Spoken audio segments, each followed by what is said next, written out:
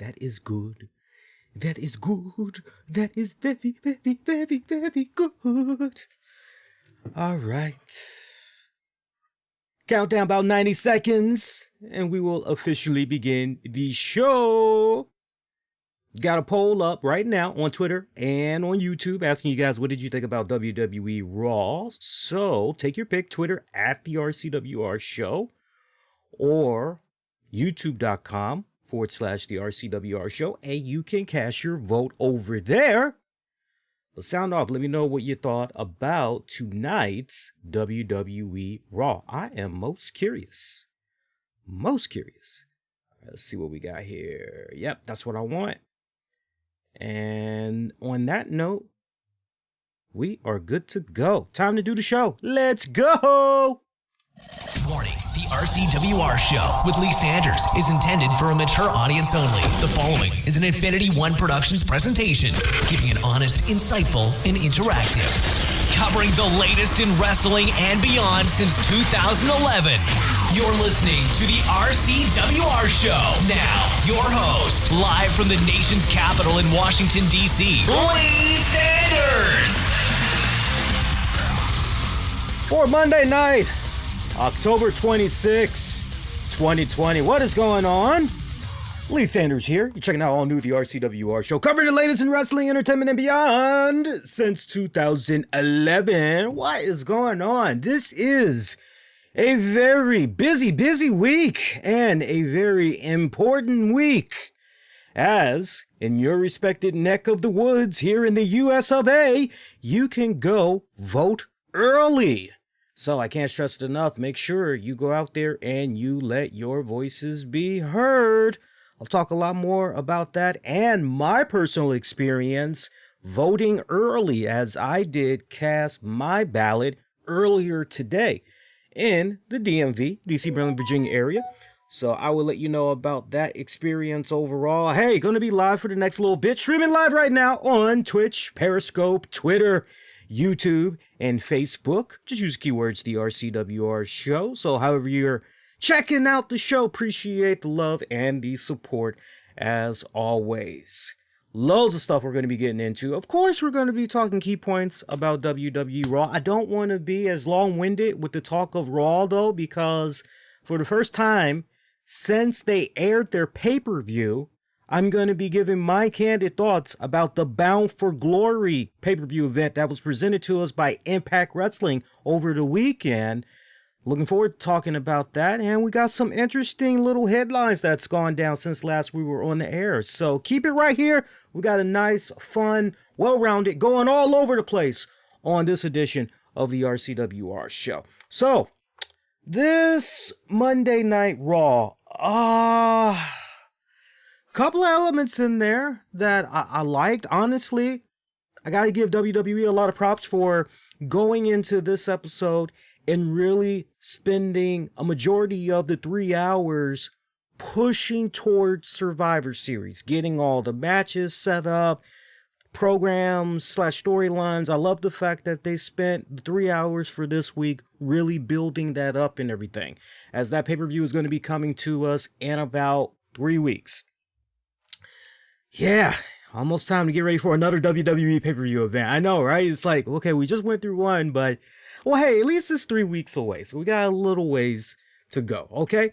A lot of developments that went down with regards to Survivor Series. So, of course, off the break, we had saw, for the male side of things, we had saw a number of participants that had qualifying matches, and the winner of these matches would be a lock-in for the traditional 5-on-5 Survivor Series matchup. Team Raw taking on Team SmackDown.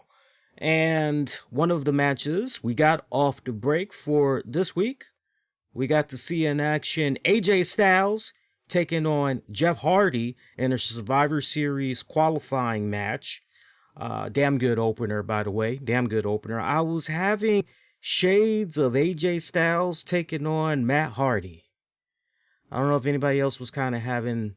If you kind of get that, you get that. But I'm not going to go any further into that. But I was kind of having TNA shades, basically, is what I was having there for some odd reason. I don't know why, just randomly. But a good match between AJ Styles, Jeff Hardy. AJ Styles picking up the W there to advance in the Survivor Series matchup. We also got Keith Lee in action. Keith Lee taking on Elias. Oh, by the way, for those of you that did see the pay-per-view last night from WWE, Elias did make his presence felt post-match in that AJ Styles taking on Hardy. Cracked him with a guitar, paying him back for what went down at the pay-per-view. Jeff Hardy would return the favor later on this very night's edition of Raw, as Keith Lee picking up the dub over Elias. Post-match, Jeff Hardy coming from behind, cracking Elias over the back with that guitar. Before anybody asks, am I going to be checking out Elias's new album? No. Sorry, but no. It's weird because nothing personal against Elias when it comes to his music, but that's just not something I find myself flocking to. And I actually had to take a step back and think about it a little bit more as far as when was the last time I bought a wrestler's CD? You know, when was the last time I did that? When was the last time I bought their album? And I just had to really, really stop and think about it. And I believe one of the last times I bought a wrestler's album, I want to say it was Macho Man. I swear to God, I believe it was Macho Man. It's between Macho Man, maybe the WWE anthology. I know I bought John Cena's debut album. I know I bought that, and I was not disappointed when I bought that. That album kicked ass on so many levels. I remember back in the day when that album dropped, all my friends who were big John Cena fans, they had that album as well. When, man, you knew something was up when you could just be walking down the street, or you could be driving in your car and you heard people that were actually pushing a couple of songs off John Cena's album. That album was actually pretty damn good, believe it or not. I know for the younger listeners, younger wrestling fans that weren't around, you know, really when John Cena's first album dropped, and you're like, wait a minute, loads of people were pushing John Cena's debut album. Like, yeah, believe it or not, loads of people were actually pushing his debut album. He had some serious chops on that damn album. But I'm just thinking off the break, the albums that over the years I had bought, and I'm kind of remembering the order almost, but I remember buying Macho Man's album. I remember buying John Cena's album. I remember buying the WWE anthology. I want to say there was maybe 2 versions of the anthology that came out. And I remember getting that. What else? Yeah, it's very, very rare I find myself to be in a position where I will buy a wrestler's album. Very rare. I've kept tabs on what different wrestlers were doing music-wise. Jeff Hardy and his side projects, Lita and her side projects, Leo Rush, good rapping chops that young man has. Great fucking rapping chops. Enzo, checked out some of his stuff, but as far as actually going out of my way to physically buy new material that some of these wrestlers are putting out, I haven't done it. So it's nothing personal against Elias. That's the whole point. But it's weird because I remember when Elias first came out, he reminded me, and I remember singing his praises way back then and doing the whole comparison back then. I don't know if you guys can remember the guy's name, but I remember when I first began talking about Elias and how much of a big fan I was of his work, one of the things I pointed out was how he reminded me a lot of that young dude that had appeared on Tough Enough. His nickname was Skid Marks, if you guys recall. And Coach Bill DeMott was always picking on him. Yes, always picking on him. And he ended up getting eliminated not soon after. He lasted a good minute, but he did eventually get eliminated. And you kind of were under the impression, well, that's the last we'll ever hear of that guy. So much for him. And he was tearing it up down at Ohio Valley Wrestling when it was still under Danny Davis, way before Al Snow came into the picture. And he came out with an electric guitar, and he was shredding the hell out of it. Whenever he would make his entrances, he would be pushing a electric guitar. He wasn't hooked up to any chords or anything like that. It was basically, I don't know how they did it back then, but what you heard coming from his hands and the guitar, it was legitimately him. And he would come out shredding it and all that, and he had a great fucking physique. He went a long way from what we saw of him on Tough Enough to, all right, now here he is on the Independents. Sadly, his name escapes me, and I want to give the man more respect than calling him skid marks. But if y'all had watched Tough Enough way back when, and you know your wrestlers and all, you know exactly the guy that I'm talking about. Because when you saw him in OVW, after he made his appearance on Tough Enough, like you fast forward months later, a year or two later, you're going, wait, this is the same guy that was on Tough Enough? Yeah, same freaking guy. I mean, he really had fucking bulked up. He almost got as big as Alexander Hammerstone down there in MLW. He almost got that freaking big. Shout out to Hammerstone, by the way. I don't know if you guys like to follow him on social media. When was the last time y'all kept tabs on him? But that dude, man, you want to talk about somebody that tears it up on the guitar? That guy is hella of a guitar player. Hell of a bona fide, awesome, kick-ass guitar player. And just a couple of weeks ago, he was actually playing the cartoon version of the X-Men theme from the 90s. He actually was playing that. And I mean, he was doing it chord for chord. He was tearing it up on there. I was just bobbing my head when he was doing it. It was awesome. It's fucking awesome. But no, Elias reminded me a lot of that guy. And I remember singing his praises way back then, doing the comparisons, how he had that element going on. He also had the element of Macho Man Randy Savage mixed in with Seth Rollins, mixed in there with a little bit of Al Perez, mixed in there with a little. I mean, he just had all these different combinations that was going on, and he came off as a really nice, strong throwback to wrestlers of yesteryears.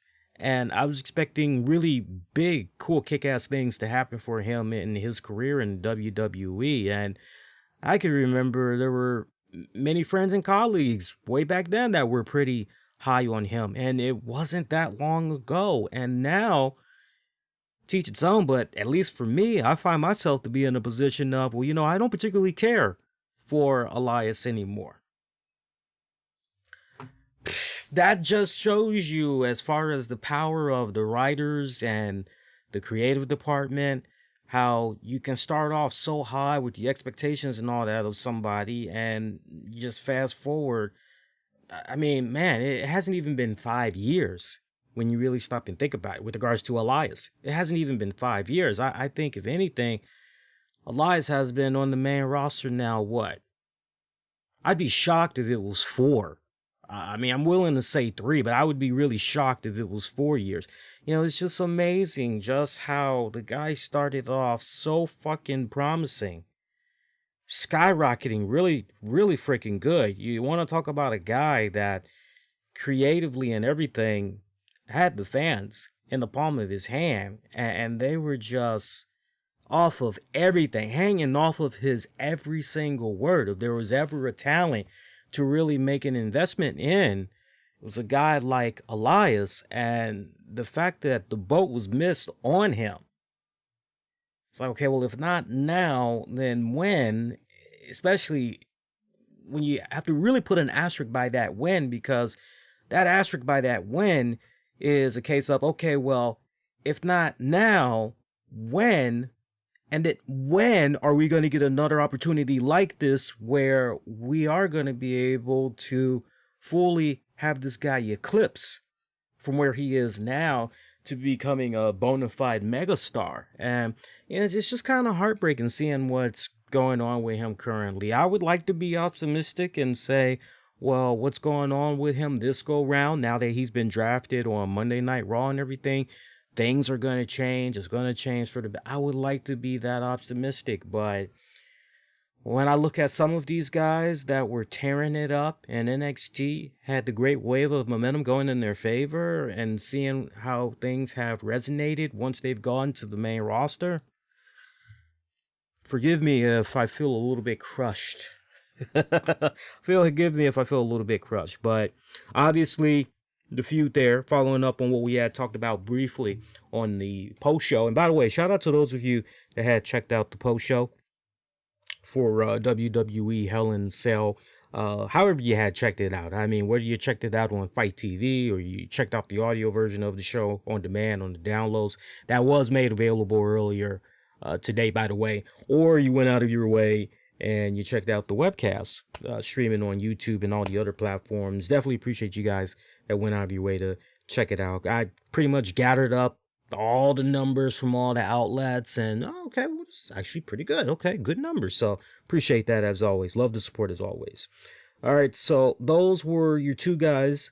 Again, AJ Styles, AJ Styles, Keith Lee going into the Raw Survivor Series match there, representing the Raw team. Now, we did get one more match because it looks as though there's two more slots that need to be filled, but that's not going to be going down until next week's Raw. We did get one more match, and that match we saw Matt Riddle, and I believe that match actually took place during the third hour, if I'm not mistaken. It was definitely during the third hour. We saw Matt Riddle taking on Sheamus. Sheamus picking up the W. All of these Survivor Series qualifying matches, by the way, as far as the quality goes, all of them were actually pretty good. I mean, honestly, to me, it felt as though the shortest of those three matches that we're talking about, it felt as though the shortest would probably be Keith Lee taking on Elias. I would actually be shocked to hear that the Keith Lee Elias and the Matt Riddle Sheamus were damn near the same length. But it really kind of came off to me as though Lee versus Elias was shorter of the three qualifying matches we got tonight. Sheamus defeating Matt Riddle to advance to the Survivor Series 5-on-5. So that one kind of just left me scratching my head a little bit, because I'm just taking into consideration something that Vince McMahon has been talking about almost passionately the past couple of conference calls where he's giving the quarterly report earnings and everything. And one of the things that he's continued to express to investors, stockholders is, oh, well, you know, this person's out, that person's out. Oh, well, it's just all about us developing the talents more. You know, we got all these new talent, and we got to do our part in really pushing them and making them be household names, really getting them familiar with the WWE universe.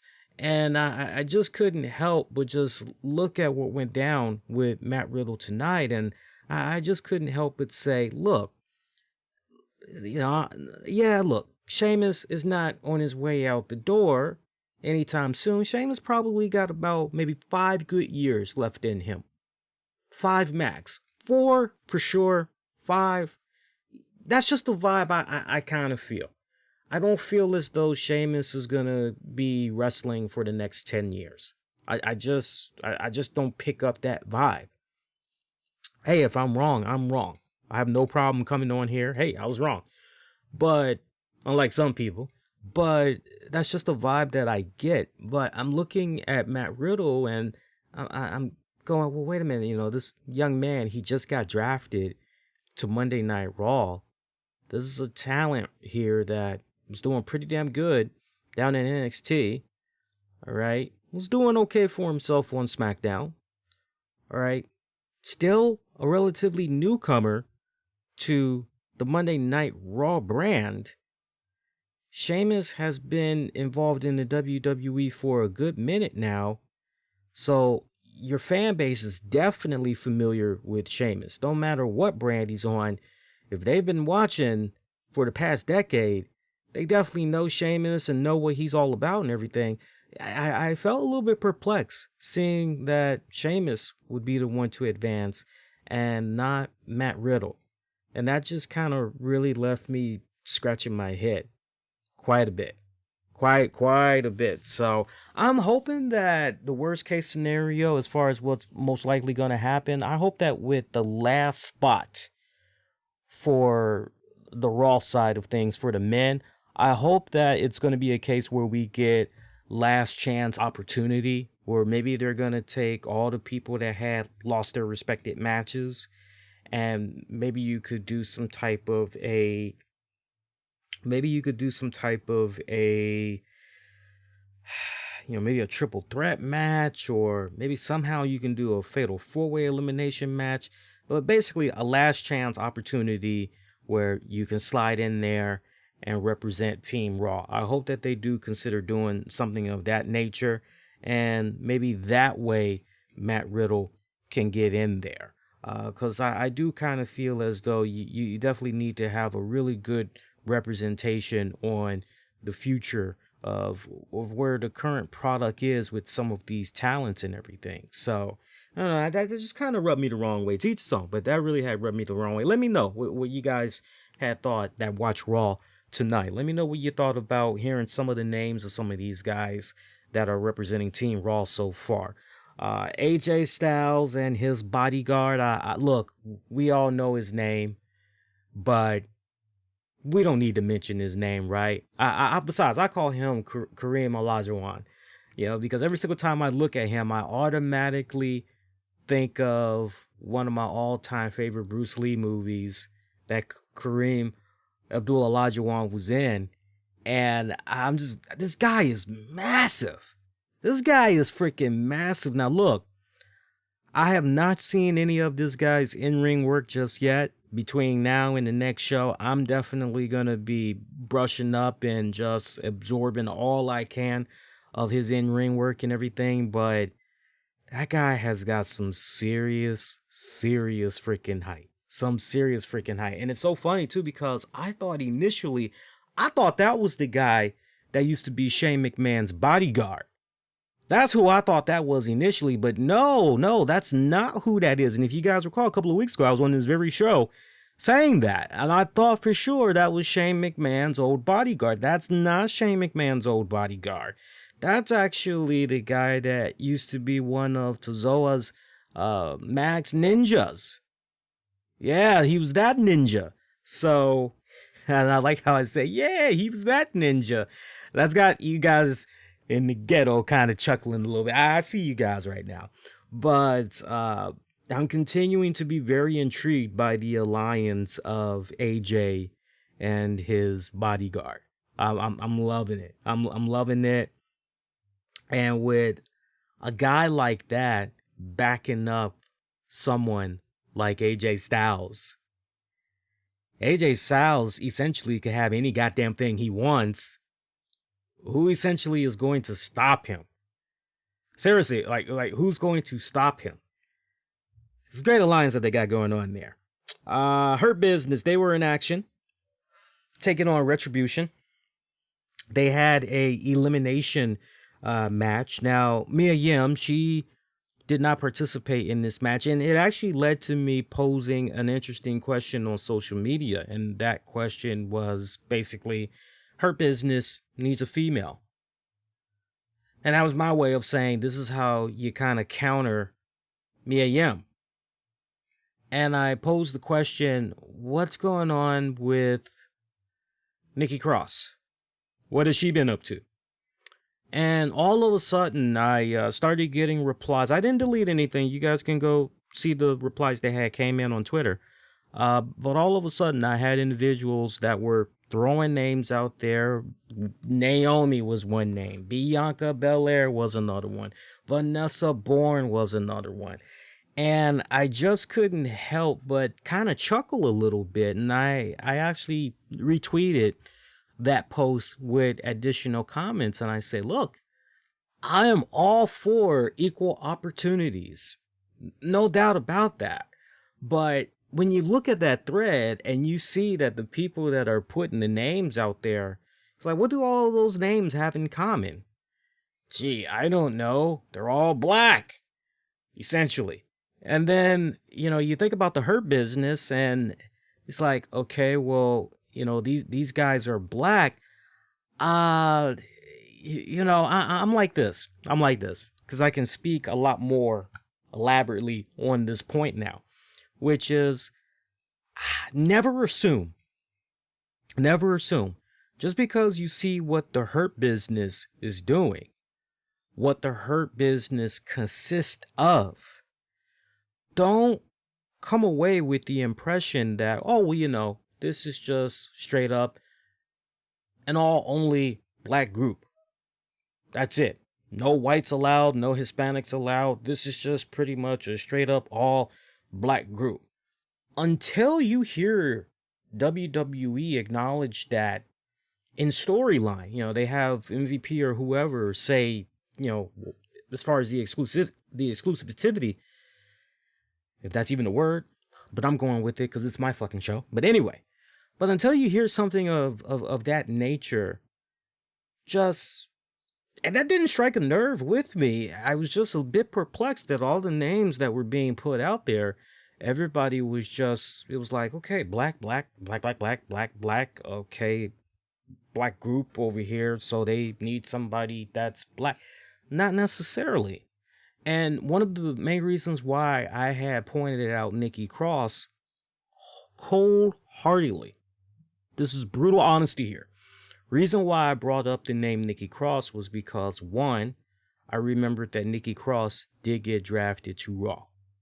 Two, we hadn't really heard a peep out of Nikki Cross since before the draft went down. And we really didn't see her be represented once her name was announced and she got drafted over to Raw. And I was hoping that as a result of not really hearing anything of Nikki Cross, that maybe creative was, working in the shed there, working in the dark room, trying to figure out, well, what exactly can we do here with Nikki Cross? What can we do this go round? Because we don't really want to have her be inserted with the whole Alexa Bliss thing. We don't really want to go in that respected direction, at least not just yet.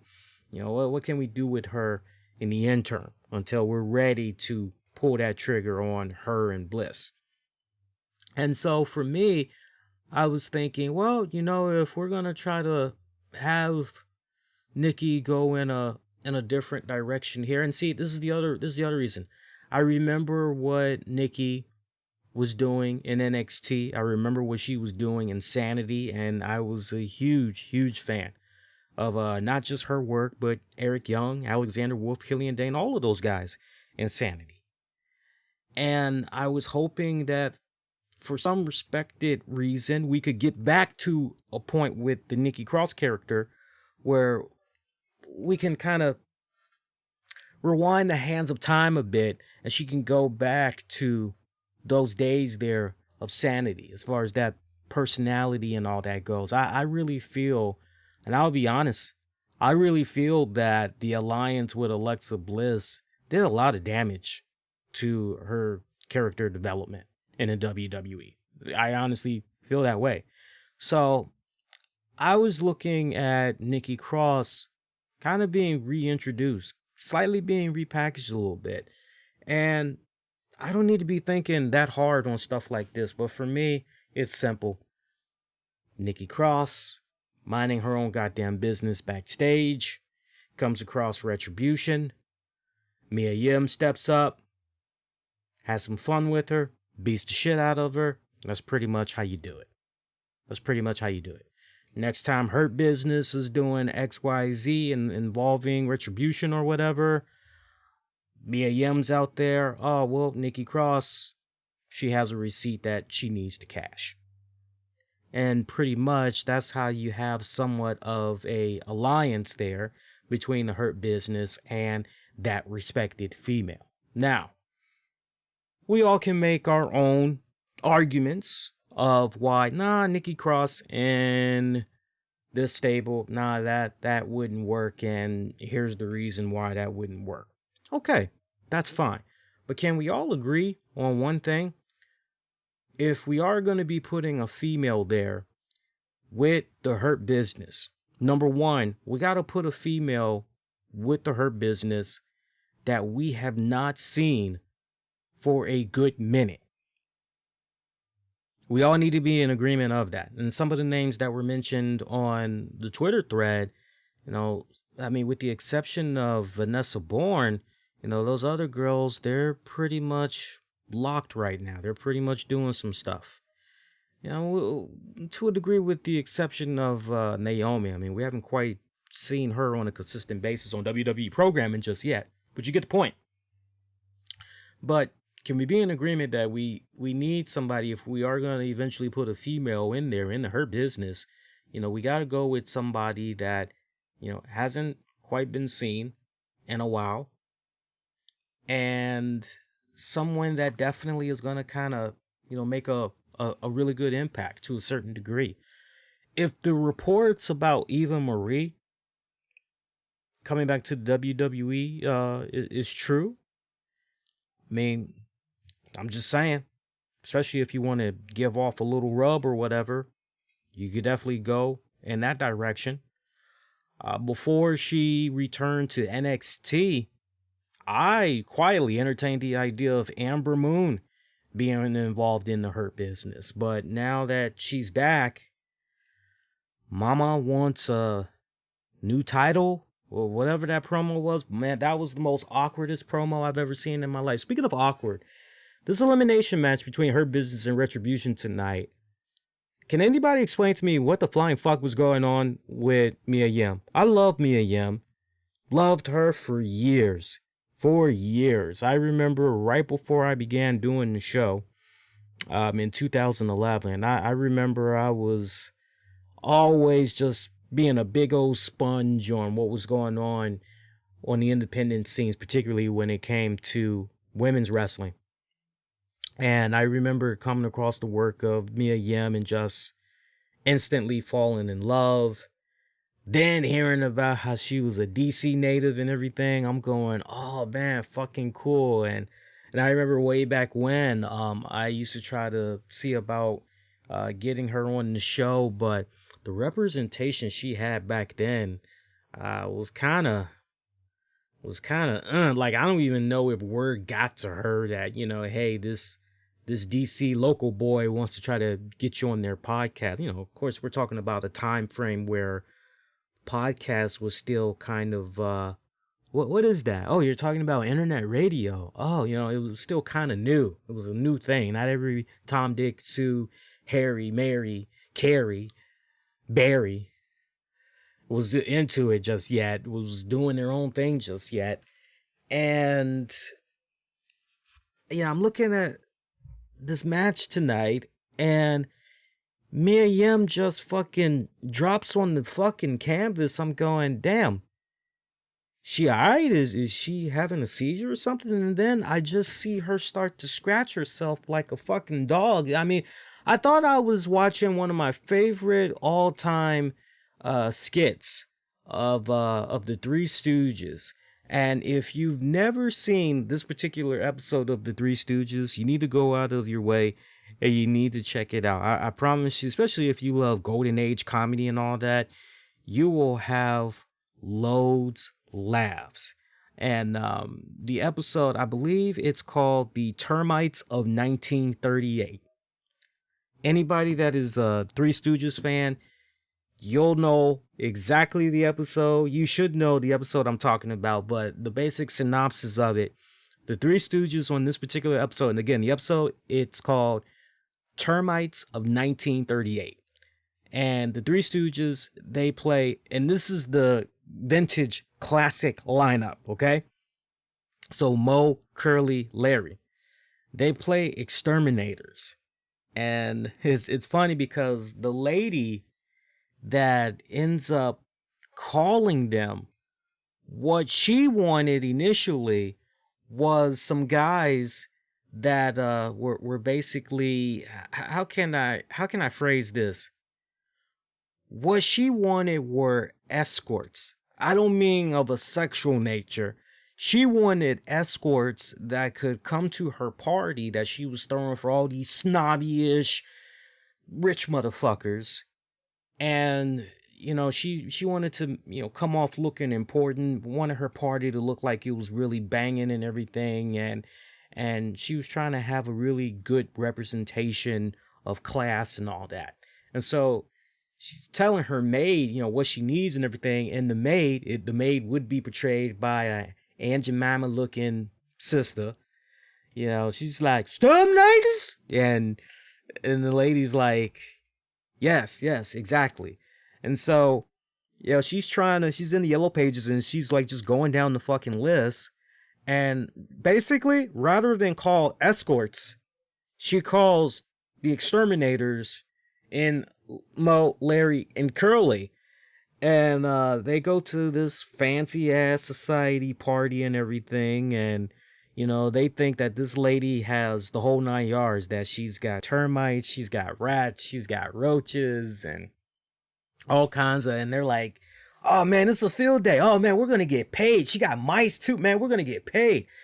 And I remember one of the scenes that went down in the little skit. There's actually 2 versions that they did. Same episode, same plot essentially. But I remember there was another one, but that's the one. Check out that episode. But there was also another one kind of similar to Termites of 1938, where they purposely had planted ants and all kinds of other shit. So seeing Mia Yim dropping on the canvas and just scratching herself like fucking crazy, like she's a fucking dog with ticks, just automatically I'm going back to the fucking Three Stooges there. Good shit. And we go to commercial. Oddly enough, we go to commercial just like that, where Mia Yim is just on the ground screaming and just continuing to scratch herself like fucking crazy. If that wasn't the stupidest fucking thing I have seen, I gotta tell you, that was the craziest fucking thing. That was absolutely the craziest fucking thing that I've seen. We come back from commercial break. I don't know what was going on with the commentators, but as far as I know, they did not acknowledge what was going on there with Mia Yim, if she was being helped out backstage or what. I don't know, but like, you come back from commercial break, boom. And I guess to the producer's credit, they kind of realized how stupid that must have came off, because they made sure not to show scenes of what we just missed a couple of minutes ago, because, you know, that's WWE's classic trademark.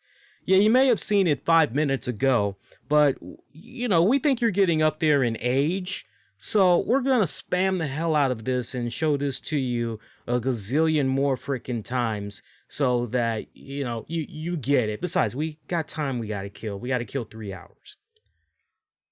Whatever. But in the end, the eliminations came down to Ali taking on Cedric Alexander.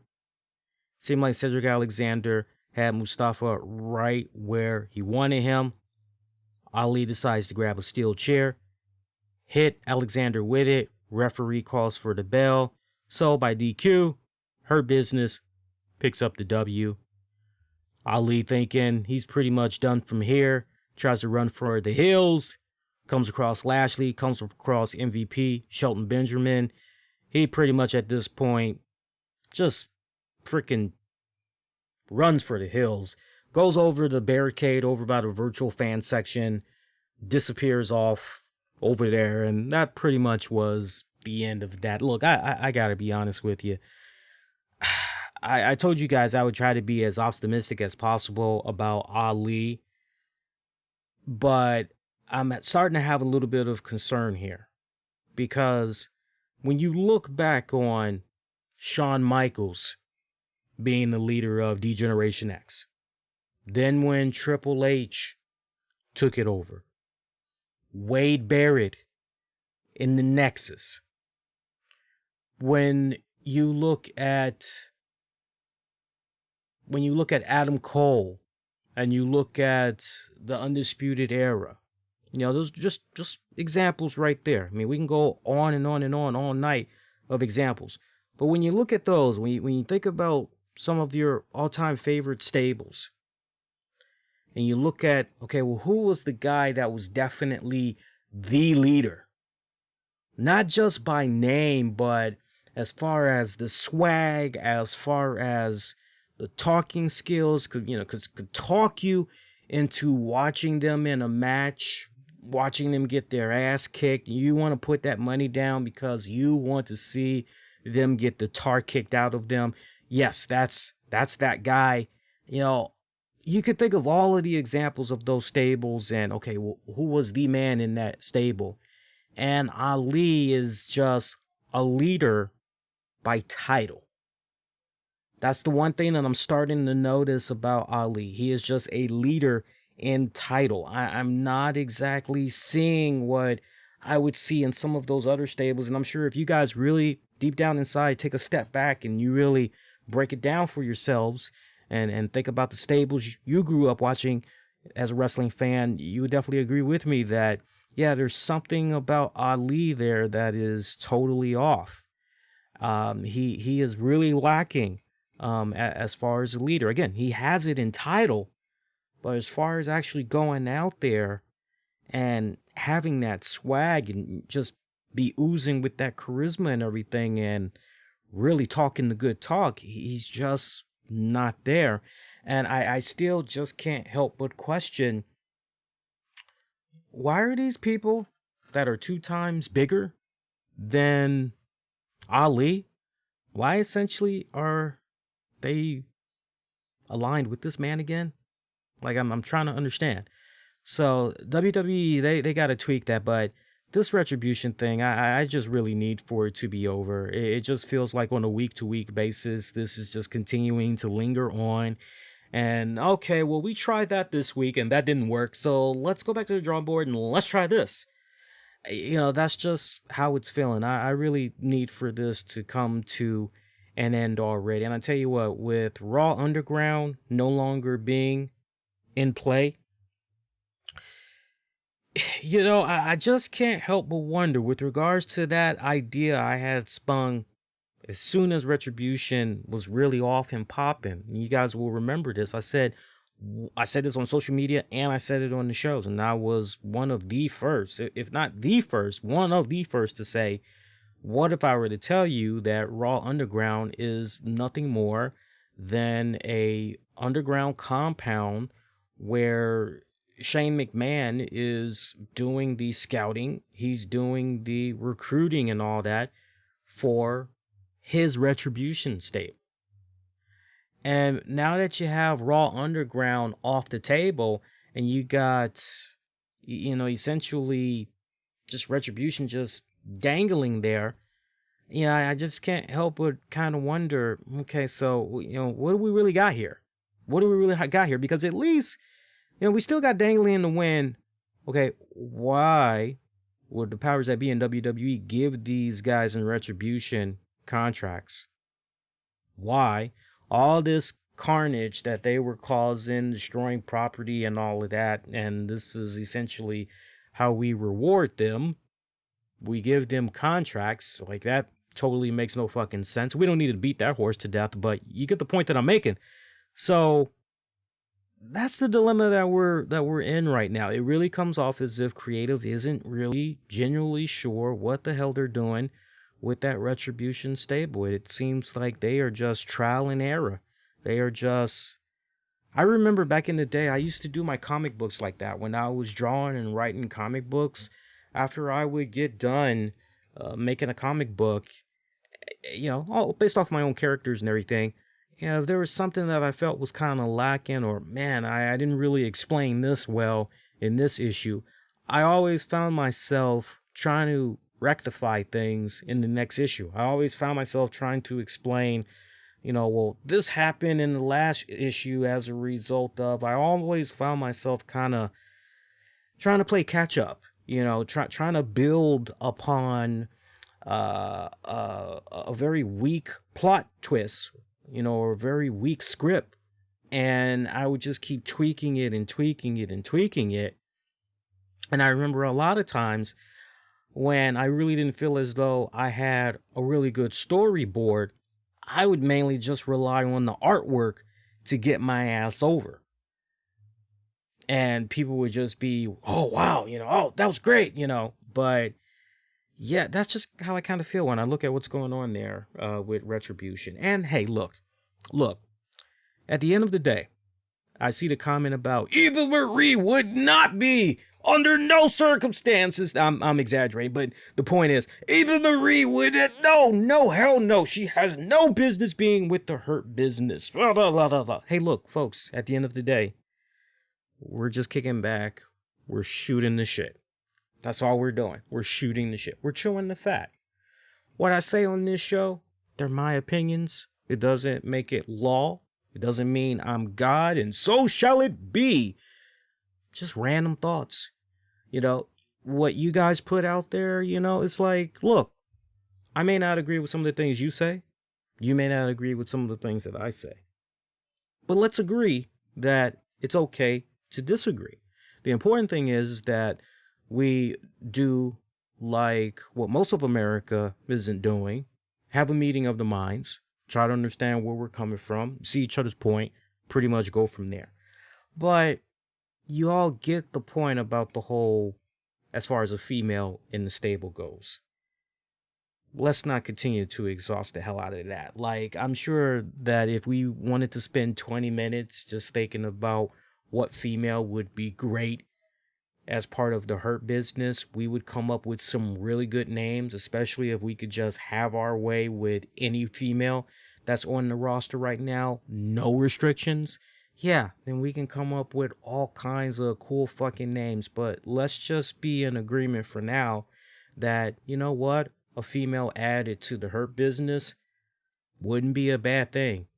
You do need to try to counter Mia Yim somehow. Do you not? Look at what she had caused in the match tonight there. That was kind of a huge disappointment there. But it sure did deliver on the laughs. We can definitely be in agreement of that. Moving on. Talk about a little bit more action that went down on tonight's Raw here. The women, they're definitely doing their thing at Survivor Series as well. So, forming Team Raw for the women, Nia Jax, Shayna Baszler, Dana Brooke, Mandy Rose. Now, they would have one more member join them to fill out this team completely, but in order to get that last member, we would have to see a match with the following girls in a fatal four-way. This was a fatal four-way elimination match to determine who would get that final spot. Lacey Evans taking on Lana, taking on Peyton Royce, taking on a returning Nikki Cross. Happy to see Nikki Cross, but you know, well, what are we doing afterwards? That's my whole point. But that was your fatal four-way. Coming out of that, Lana picking up the dub. Again, Lana coming out of that fatal four-way elimination, picking up the W, joining Nia, Shayna, Dana, and Mandy. Doesn't sound like I mentioned Mandy earlier, but in case I did not, again, your team, Nia Jax, Shayna Baszler, Dana Brooke, Mandy Rose. Lana joins that team. Look, I'll be honest. I was one of the most probably overcritical of Lana and her work. I called it as I saw it. And I know some of the things that I said on this show rubbed her the wrong way. I'm very well aware of that because she ended up blocking the show on social media. And as I always say on the show, hey, when it's all said and done, it's never personal. Because at the end of the day, I don't know these people. So there's no reason for me to ever be so personal with somebody. I'm kind of like the same way at work. Some people will perceive that maybe I'm having a bad day, or maybe I am essentially being a dick because, XYZ, and I'll be real quick to tell somebody, hey, you've done nothing to me. I don't know you. Just as you don't know me, but you haven't done anything to me. You're on good terms. You all right. But I was very overcritical of Lana on some instances, but on some of the things that I was mentioning about her work and everything, it was justified. But I am willing to admit that Lana, she is coming along. I will definitely give her the praise where the praise is due. I don't know if Lana has had a serious chip on her shoulders within recent months, but what I have been picking up, just 2 cents from a distance, and I can totally be wrong about this. Wouldn't be the first, wouldn't be the last. Have no problem admitting when I'm wrong about something, unlike some people. And that's not a shot to anybody specifically, but, once in a while, you'll read something on a website, dirt sheet that reports, and long story short, they're inaccurate. They're not right. And when they get corrected, do they have the big set of balls to go out there and issue an apology for an article that they ran that was inaccurate reporting? No, they won't apologize. They'll just keep fucking moving right along. If anything, they'll try to lie and double down on whatever story they have put out there just so they can try to look face for their followers and all that other hokey dokey bullshit. But Lana, for me, I could be wrong, but she just really has been coming off within recent weeks. I would even say maybe the past 2, potentially 3 months. She's really come off as if she's had a serious mean chip on her shoulders, and she's been trying to go out there and show that, she's more than just a pretty face and a smoking hot body, that she is somebody that wants to be taken seriously as a wrestler. And look, to the match that she had a couple of weeks ago against Asuka, I mean, hey, look, I'll admit that I say on this show, WWE, if you don't want fans watching, your women's champion Asuka in action, way to fucking do it. That wasn't a knock to Lana. My whole thing was, well, gee, it's pretty obvious who the fuck is going to win that match, isn't it? So what's the whole point in watching it? Would have been badass if they did a serious swerve and crowned her champion that night. Lana, that is. But Lana is really, really stepping it up. She's really improving. And I can admit when I'm impressed. And I'm legitimately impressed with what I've been seeing of her. And, honestly, I'm happy that she's continuing to get the camera time. I haven't heard anything about her being disgruntled or anything like that, especially now that, Rusev isn't there in the WWE. As far as I know, I haven't heard her say anything openly on social media about no longer being on the road there and working with her husband, working alongside him. And, they both are essentially able to go to work together, leave work together. Haven't really heard anything along those lines.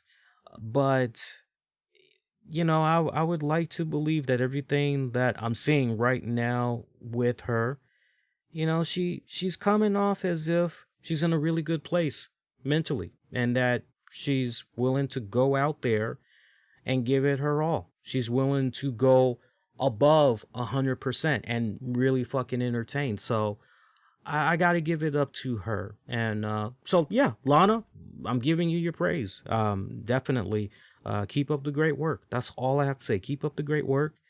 And it's funny, too, because I think about Lana. I go back to that comment I made a couple of weeks ago where I said if I had been a wrestling promoter, if I was a wrestling promoter and I'm thinking about women's action, and I got to go with Lana. Who was it? Lana. I think the other one was Brandy Rhodes. There's like a couple of other girls that I had named, and it was basically, okay, the order in which you're going to have all the girls go out there, who's the one girl you're definitely going to bench because they absolutely have no business being in the ring right now. And I remember saying, Brandy, I love you, but yeah, sister, you got to sit down somewhere. Like, I know you got your toys and everything. That's great. You got an action figure of yourself. Many of us can get our own action figures made of ourselves as well. We can easily go on Amazon or eBay, find a custom figure builder, and we too can live in infamy forever. But yeah, you just sit right here under the learning tree and watch how all of this goes down. Lana's really coming along. She's really, really coming along. I don't know, at least as far as in the WWE bubble, I don't know if that's going to culminate in her becoming a women's champion. I don't really know that.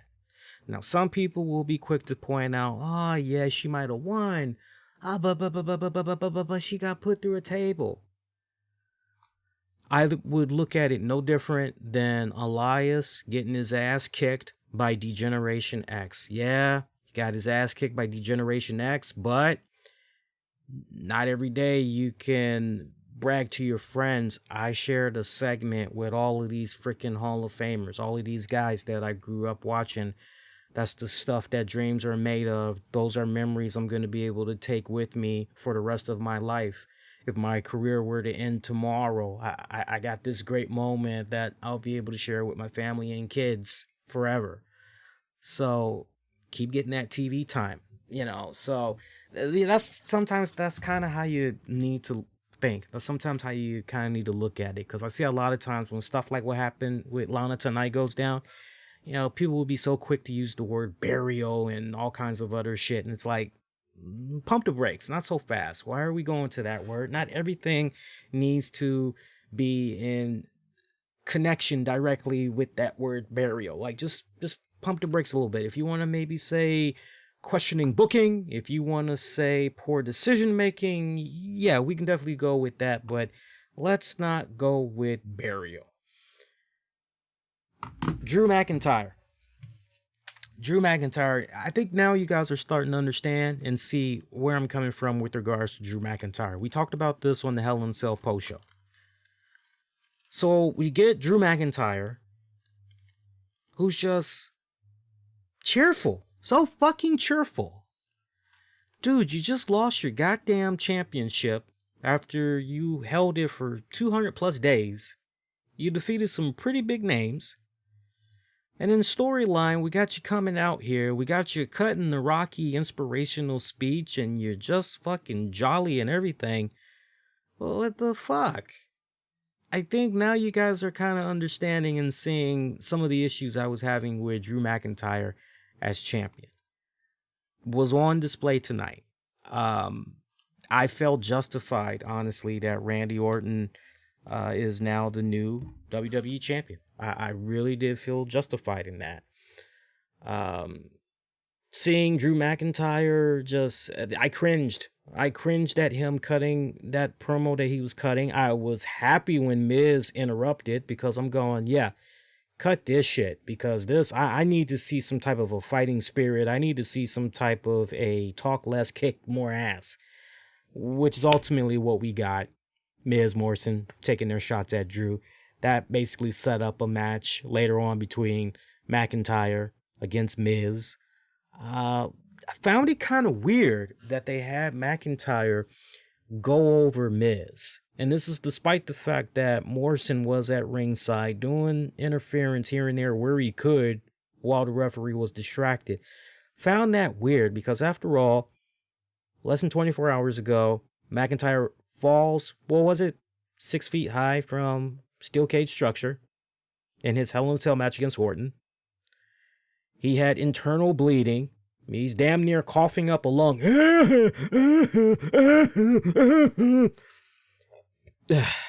And yet somehow this guy gets the dub over Miz. This was some of the most weirdest booking I've seen tonight.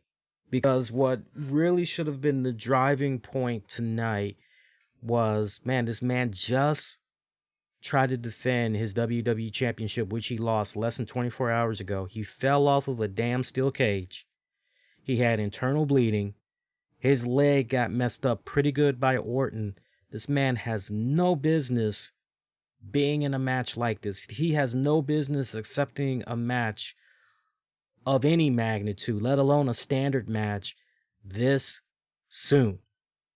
And Miz should have gone over. So, once again, I'm just looking at certain things that's going on in WWE, and I can't help but question the booking that's going on there. It's really making me look kind of cross-eyed, going, what are we doing here? What's the real story that we're trying to tell here?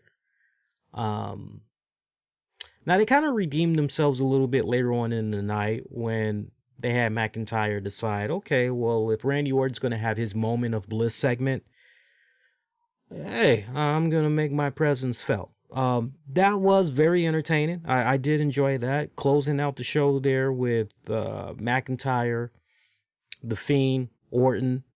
That was badass. I thought for sure we were going to get to see Orton and The Fiend throw it down there, but we didn't get it. We didn't get it, at least not yet. Not yet. But just the mere fact that we had the presence of The Fiend there, that was good enough for me. By the way, the Firefly Funhouse segment tonight with the whole Alice in Wonderland theme, I enjoyed that, but I also had shades of Tom Petty's Don't Come Around Here No More. Great fucking video. You younger folks out there, look that up. Tom Petty's Don't Come Around Here No More. Look up the music video. And I'll tell you what happens to poor Alice at the end of that music video. You just really feel for her. I won't spoil it for you if you never saw the video before. But Alexa Bliss, I got to give her a lot of props. She is really starting to grow on me in this alliance that she's having with Bray Wyatt. I can legitimately feel that she's having fun with this. And I tell you, sometimes when you look at certain talents, like Nakamura is a really good example. There's a great example of a guy that is just phoning it in each week. Hey, he's happy to just be in America, get the opportunities that he's able to have. And hey, the money is good. Them checks are clearing. There is a guy that is just content. Okay, you just need me to go out there for about 5 minutes. Hoo hoo ha ha ha ha ha kick. Ha! And all right, go get my money. See you next week. I mean, Nakamura is a really damn good example of that. There are just certain guys and gals that are just content. Yeah, I don't care. I got a phone in it. Hey, it's good. It's whatever. I'm good. And sometimes, that's good. When you're content and, that's good. But you'll get some people that, nah, you know what? This is good and everything, but I want more. There's got to be more to life than this. I want more than just this. What else is out there? Let me search a little bit more. And you got those that will, okay, let me push the envelope. Let's see what else is out there. And honestly, 2 cents from a distance, when it came off, and I promise you, I wouldn't be shocked if Alexa Bliss were to ever give an interview and say, nah, you know what? I did kind of feel as though in my career, right before I got with Bray and everything, I did kind of feel as though I was being a little bit stagnant. I did feel as though I was just there. But she really comes off as if she's having a lot of fun. You could just see it in her eyes, the facial expression. She seems like creatively she's really having fun. So this alliance with her and Bray, the timing is really great. Seems as though she's growing more and more comfortable, getting more loose with it.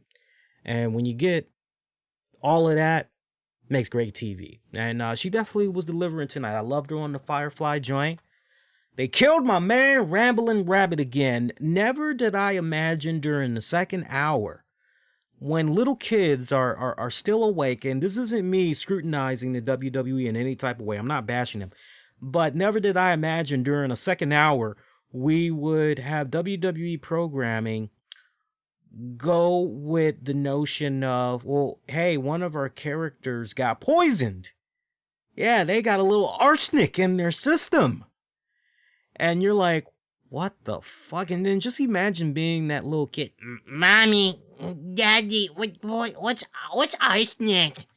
What's arsenic? And you got to explain to your kid, oh, well, that's a very dangerous drug. What's a drug? Well, drug, it's kind of like, you know how I give you those Flintstone Kid vitamins? Yeah. Yeah, you know how those vitamins, it helps your body so you can grow nice, big, and strong? Yeah. Well, arsenic, it does the opposite of that. Arsenic, it hurts your body on many levels. It makes you very weak and and very sad. And just imagine having that conversation with your kid as soon as that little spot on Firefly Funhouse popped tonight.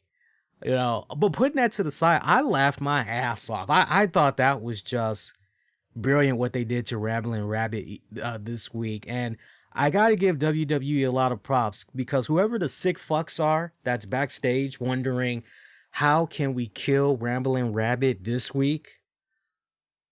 Give them a raise, because I love this. It's a great fucking running gag. And sometimes there's nothing wrong with having runny gags, especially when it comes off entertaining and it comes off funny. There's some things that you look at stretched across other wrestling promotions and you go, that's kind of campy.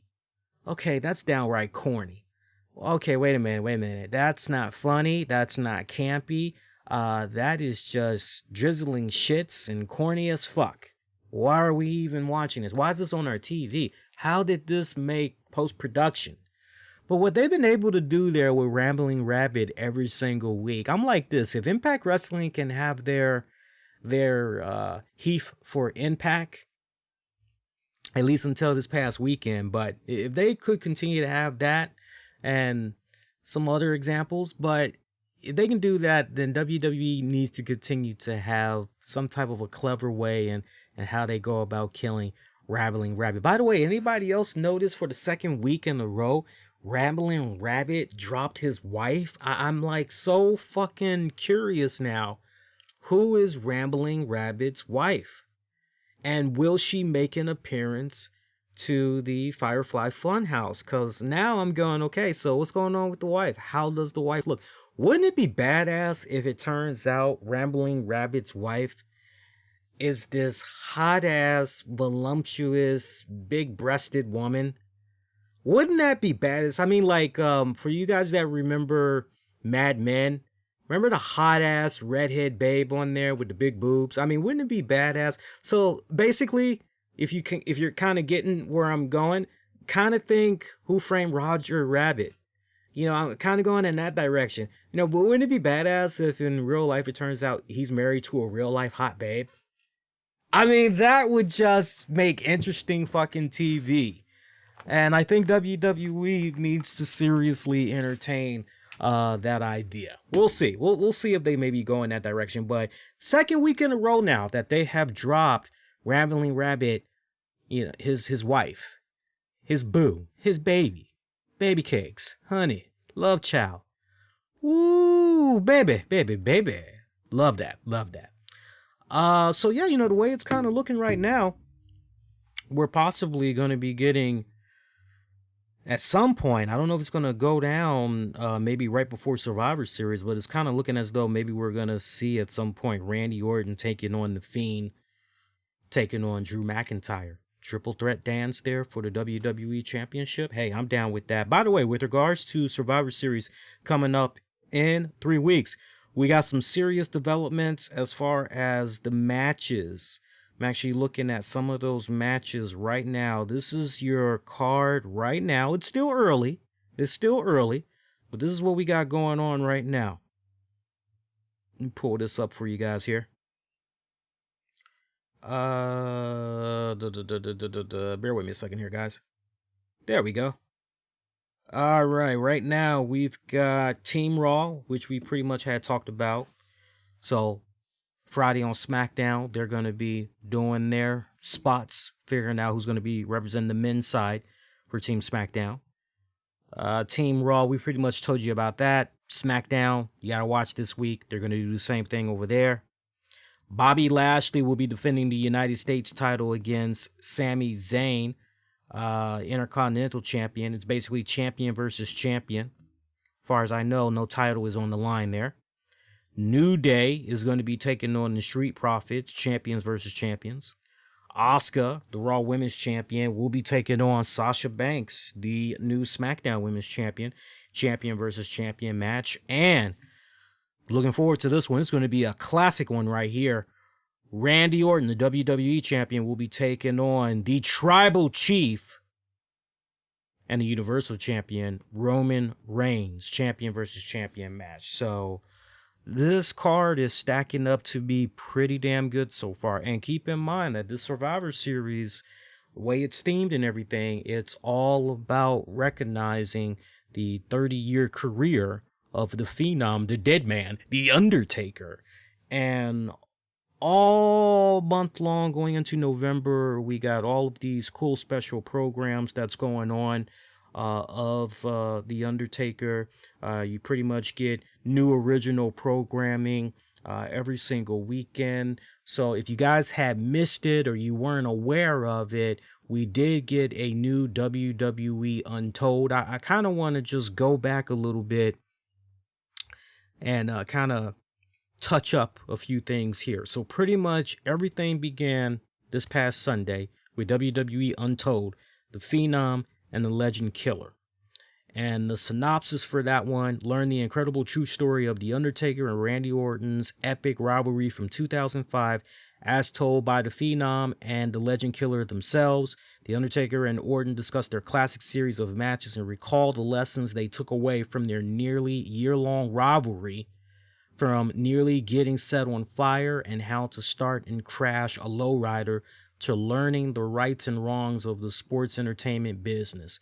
Interviews with The Undertaker, Randy Orton, Cowboy Bob Orton Jr., Bruce Pritchard, and more. Now, a week later, Sunday, November 1st, meeting Mark Calloway. Awe, intimidation, fear. No figure looms as large in WWE lore or commands more respect than The Undertaker. A fact all other superstars acknowledge. But what is it like to meet the man behind the Dead Man? Superstars from past and present, including Stone Cold Steve Austin, Drew McIntyre, and Randy Orton, remember their first introduction to Mark Calloway, better known to the WWE Universe as the one and only Undertaker. A week after that, which would be Sunday, November 8th. So if you're noticing the pattern, every Sunday, new original programming special with regards to The Undertaker. This one I'm really looking forward to on Sunday, November 8th. The Mortician, the story of Paul Bearer. With his ghoulish appearance and signature cry of, "Oh, yes!" Hall of Famer Paul Bearer, The Undertaker's longtime manager, stands out as one of the most unique characters in sports entertainment. But the man who portrayed Paul Bearer is every bit as fascinating. This is the story of William Moody, the real-life mortician who combined his background in the mortuary science with his passion for wrestling to create one of WWE's most enduring personalities. I know my former broadcast partner is going to eagerly be anticipating that special because he actually was trained as a manager early in his career by the late Paul Bearer, a.k.a. William Moody. Brothers of Destruction, Sunday, November 15th. Two eternal legends, one epic story. For the first time ever, The Undertaker and Kane sit down for a candid discussion and about their storied careers, that's what I should say, which have been intertwined since the Big Red Machine was introduced as The Undertaker's long-lost brother in 1997, Bad Blood pay-per-view. From their fierce battles against one another to their indestructible alliance as tag team partners, Brothers of Destruction covers The Undertaker and Kane's bond as never before. This is the one, if you guys recall, this is the one that had premiered at the Austin Film Festival on October 29th. Remember, we were talking about it just last week, and it's getting ready to premiere at the Austin Film Festival again on October 29th. Everything culminates in a brand new Steve Austin's Broken Skull Sessions on Sunday, November 22nd, where for the second time on this series, Stone Cold sits down with The Undertaker. The synopsis for that one: after his groundbreaking appearance on the very first episode of the Broken Skull Sessions, The Undertaker returns for a second round of no holds barred conversation with Steve Austin.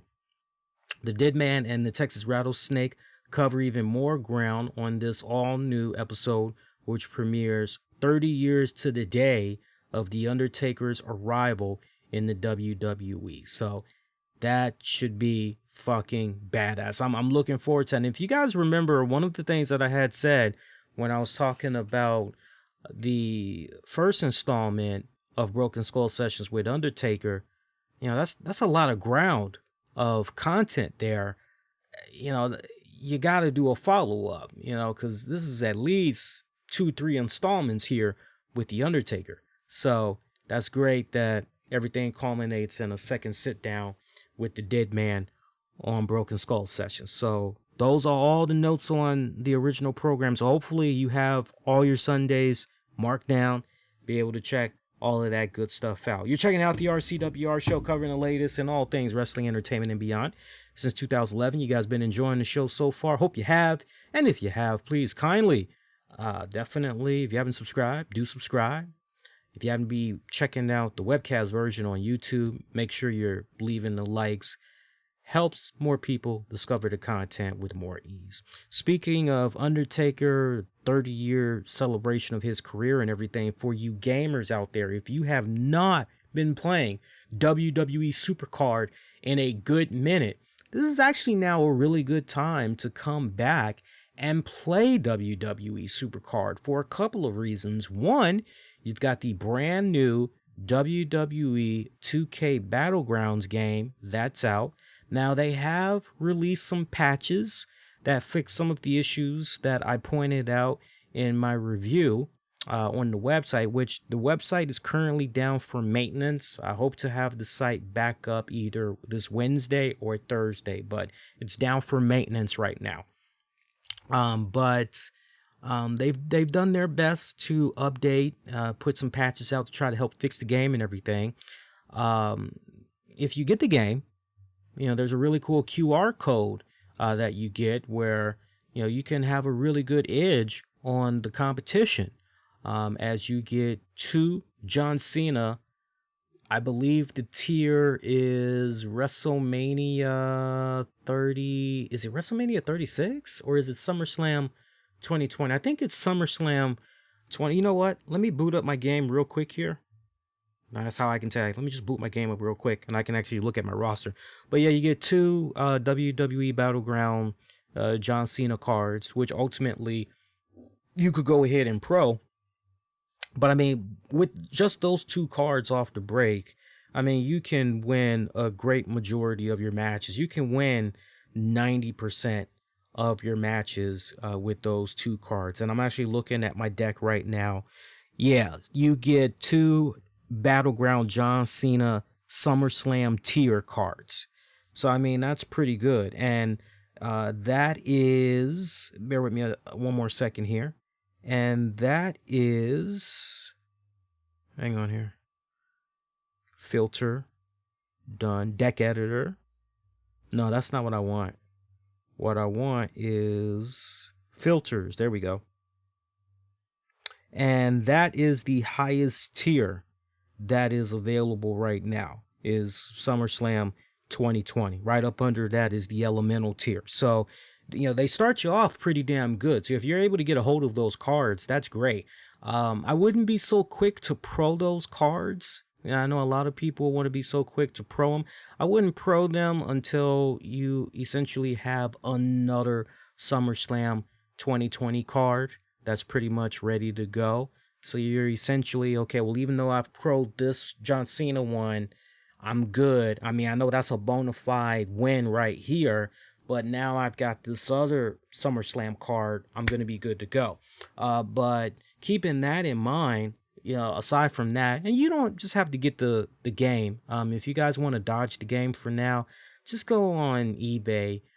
You'll be able to find people that's selling that card. But the biggest piece of advice that I want to give to you guys, if you're going to go that route, make sure that you're ordering from somebody that has a damn good reputation. And what I mean by that is pay attention to the feedback that's been left on that seller's eBay profile.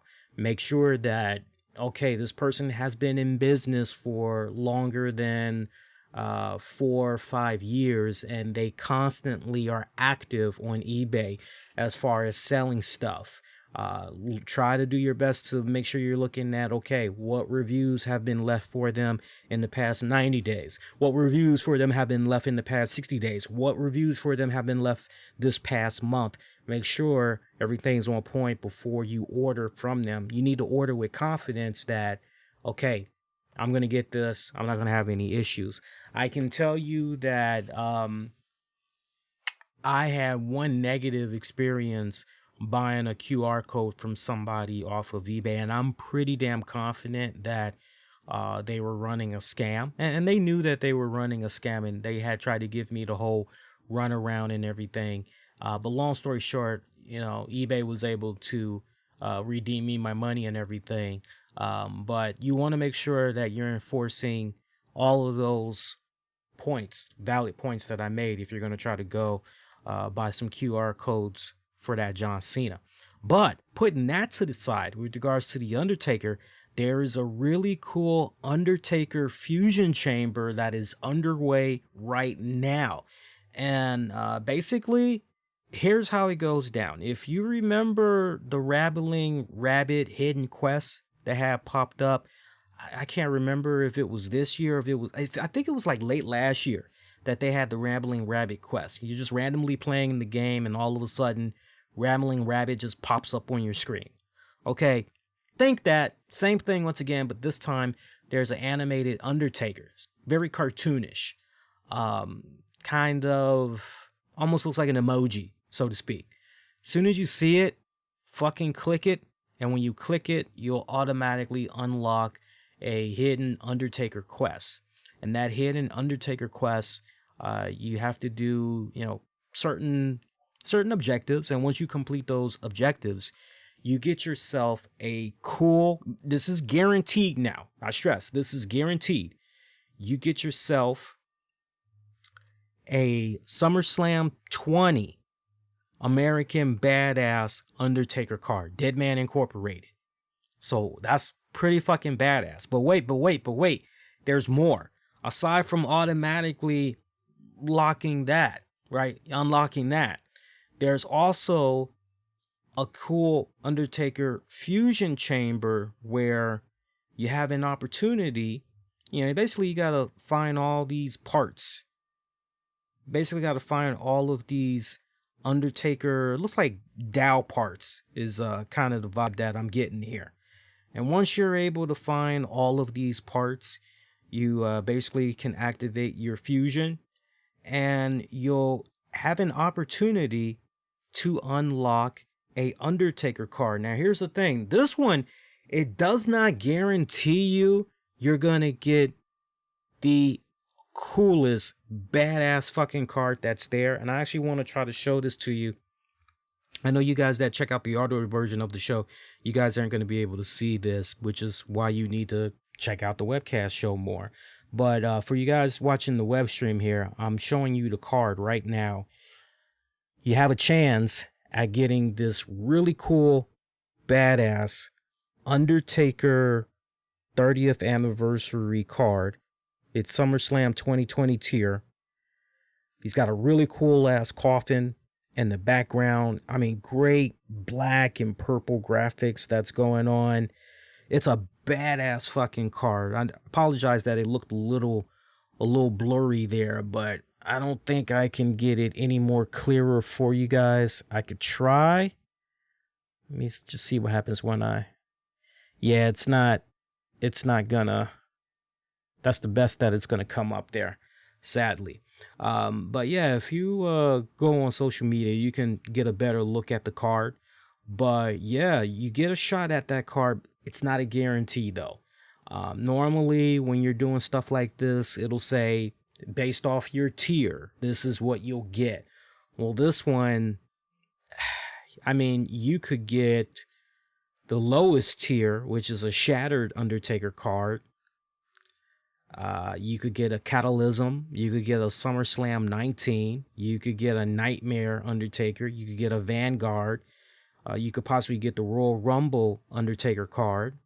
You could possibly get an Elemental Undertaker card. That really wouldn't be too bad, but everybody wants that SummerSlam 2020. This special fusion chamber, so you can try to get yourself that SummerSlam 2020 30th anniversary card, it's going to remain active for the next 6 days. So good luck to you. I'm actually playing it like in between shows, going to work and all that. I'm actually spending my time playing it and everything. All right, so Bound for Glory was this past weekend. I did have an opportunity to watch it, and I gotta tell you, it was a great fucking card. A great card. I was definitely, some would say maybe I was a bit too overcritical of the WWE Hell in a Cell card. I called it exactly how I saw it, honestly. And when it comes to Bound for Glory 2020, I gotta tell you, I enjoyed that card a lot more than the Hell in a Cell card. You know, a few areas where, but overall, I enjoyed Bound for Glory a lot more. It was a great card, and I can't stress it enough. Look, if you got a little bit of money that's floating around, a little bit of spare money, you've taken care of all your financial responsibilities, you just happen to have some play money floating around, you didn't get a chance to order Bound for Glory, go out of your way, order it. You definitely will not be disappointed. So, just going over the results here. Deaners, Cody Deaner and Cousin Jake, they defeated the Rascals, Dez and Wentz. This was a pre-show tag team matchup. I sadly didn't get a chance to check that match out, so I don't know exactly, how that one had been executed. But from the official start of the pay-per-view on, I did check it out.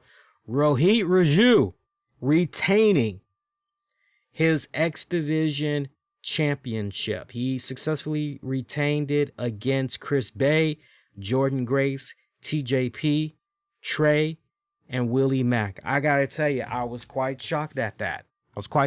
Because last week when I was offering predictions on Bound for Glory, I said, Rohit Raju, it's time. Get that championship off that chicken shit champion. And I say chicken shit because, his character, he's always doing this weaselly freaking bullshit or whatever. But Rohit Raju, he retained in this 6-way dance. Quite surprised at that. I thought for sure Trey was going to come away with that, because the argument I had made last week, I said Chris Bay, he's already tasted that X Division championship. TJP's already had a taste of it. Willie Mack's already had a taste of it. And when I was looking at the career of Trey, Miguel, I was like, wait, Trey has yet to taste the X Division championship? And of course I was looking at Jordan Grace. I'm going, yeah, Jordan Grace is fucking badass for sure, but nah, we really need her in that women's division right now. We really need her tearing it up and ultimately becoming the Knockouts champion once again. That's where we really need her right now, because it needs the best representation that it can get. I personally feel. I'll talk more about all of that on this week's Impact Showdown. But Trey was just screaming that, to me, on so many levels now, it's his time. Everything that he's been doing as of late as a singles competitor, it's his time. But the fact that it went to Rohit Raju, it was just, I was just speechless. My mind was just, what? Why? That's how I was like, why? Rhino won the what was it? The 20 wrestler intergender call your shot gauntlet match. That's a tongue twister. He won that. So as a result of him winning that match, he has secured Heath a full-time contract with Impact Wrestling. Remember, the stipulations for this one had neither Heath nor Rhino won. Not only as far as opportunities for Heath to get a contract, okay, no more. That's it. You're done. No more. No more sequels. No more begging. No more hanging outside in the parking lot. No more sneaking into the arena.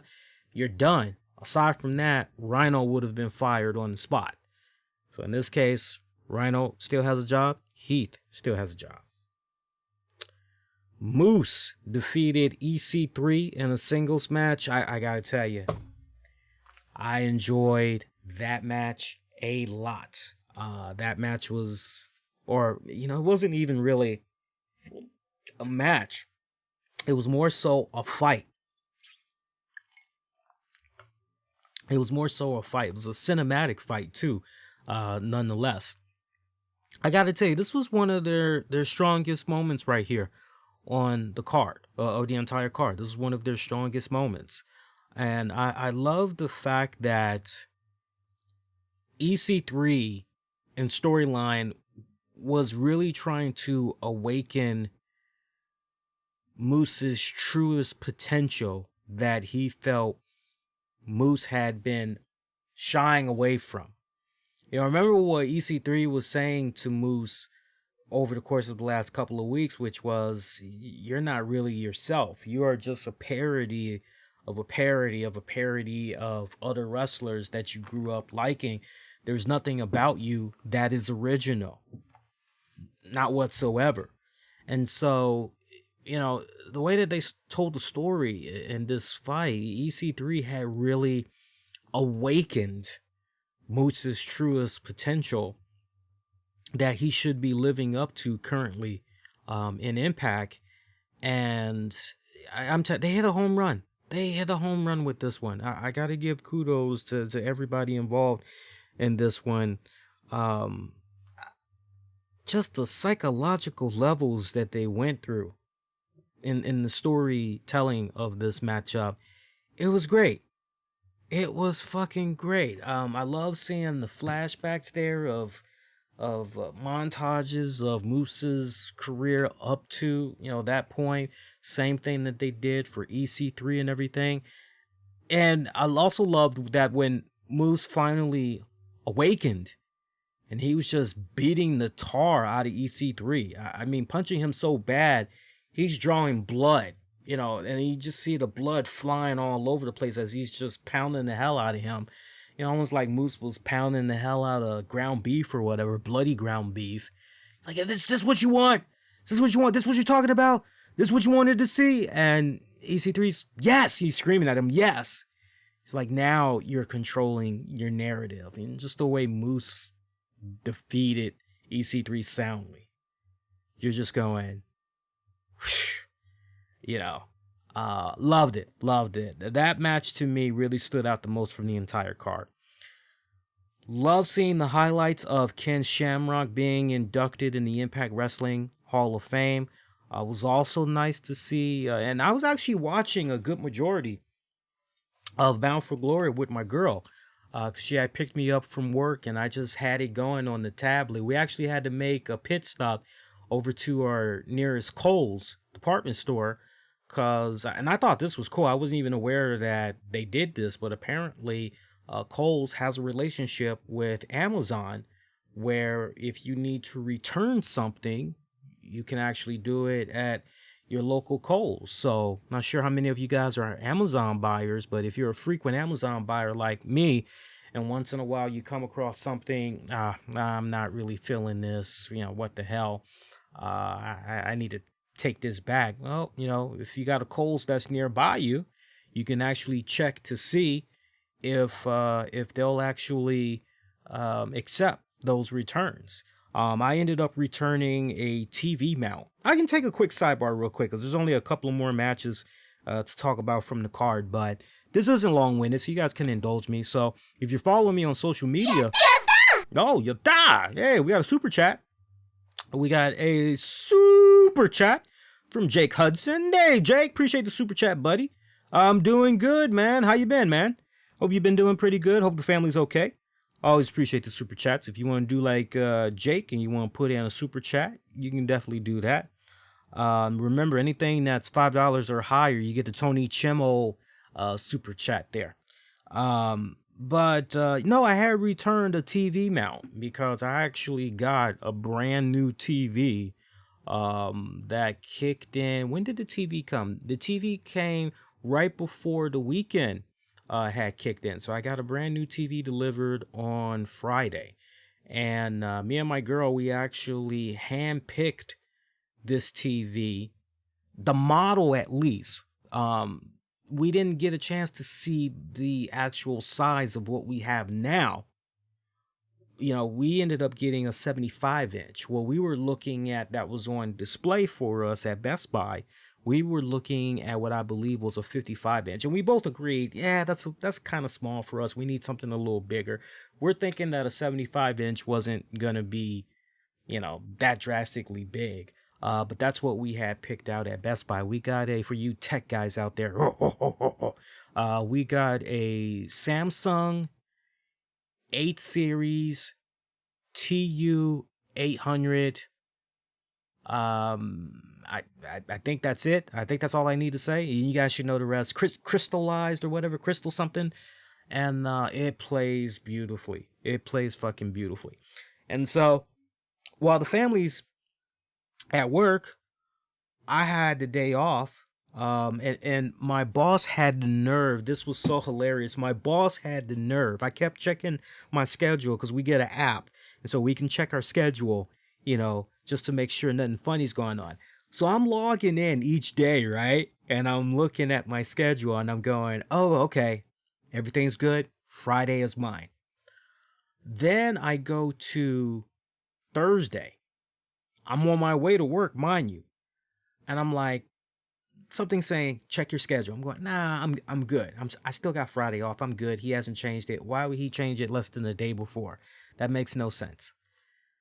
Check it anyway. I check in. Son of a bitch. So he put me down for Friday. I'm like, no, can't do that. So I went to work that day and I told him, I said, because he was like, oh, hey, Lee, how you doing? I said, not good. I saw you put me down for Friday. Yeah, I wanted to talk to you about that. I said, yeah, I can't do that. I got plans. And he's like, well, what's going on? And yeah, I didn't have the heart to tell him the truth. I got a big ass TV coming, and I just, I said, nah, I forgot what I said, but I said something else, and he was like, okay, cool. So TV came Friday.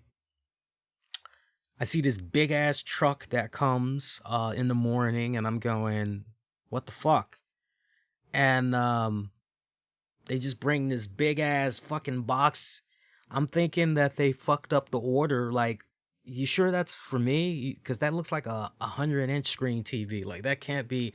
And sure enough, that's exactly what we ordered. And future reference, for those of you that want to try to be a macho man, have help when it comes to having a TV that size. You really cannot do it by yourself.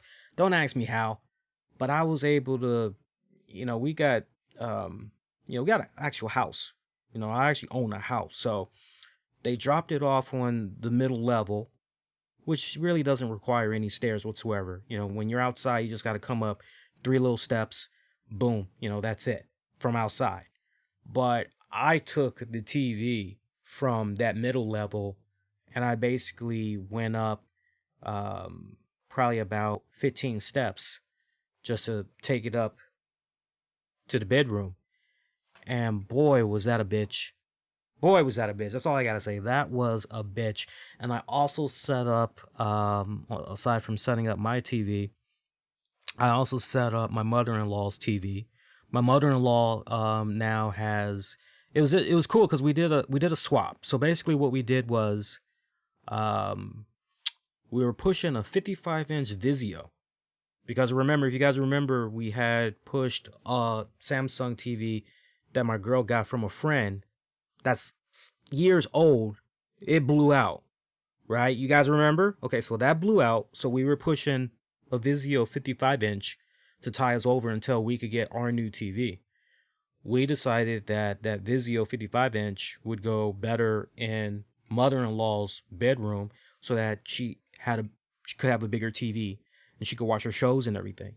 So I also spent the weekend, aside from getting our TV set up properly, I set up mother-in-law's TV properly. Also got her set up with a Roku Express HD 2019 model. That was fun. Cause we're cutting the cable. We're cutting the cable. We're paying like $250 a month. I can only imagine. Tell me, I'm curious how you guys are doing, like with your cable bundle package. I'm curious how you guys are doing. Let me know. But we were paying like $250 a month, and we've got internet and we've got cable. That's it. And we're paying that. We're not ordering pay-per-views, no movies, none of that shit. We're paying $250 a month. And, sometimes those bills, it can kick our ass, especially if we got to allocate money elsewhere. And it's like, why are we doing this? Well, we need it elsewhere. And I just decided, no, you know what? Enough is enough. Like, I'm tired of this shit. So we're actually going to be going with YouTube TV. We're going to keep Verizon for just the internet, which should be about $86 a month. YouTube TV, that's about just the basic, not adding HBO and none of that other shit. That's basically, $65 a month. And, we're saving money. What is that? Hey, Google, what's 65 plus 85? The answer is 150. Okay, so $150 would be the new monthly bill. That's a lot better than paying $250. So, essentially we're saving, $100 a month. Multiply that in a year. My girl gave me some scary math. As I told her we need to cut the cord, she goes, you know how much we're paying in a year for our bundle? I'm like, nah. And when she told me the math, I was quite shocked. Damn near $3,000. Damn near $3,000 for a whole year. For the service. We're paying damn near $3,000. I was like, nah, fuck that. We need to cut that shit. So I like it. I mean, if you guys have been thinking about cutting the cable and everything, and you've been eyeing YouTube TV, I have tried a couple of their trials, and I really, really didn't finally go all balls in on really trying them out, pushing them to their limits and all that. I really didn't try them out until last weekend, not this past weekend that we just wrapped up, but the weekend before. And I really started digging in, and great. It's great. The way it plays, no one would even know that you were pushing YouTube TV unless you pulled up the menu and or you told them.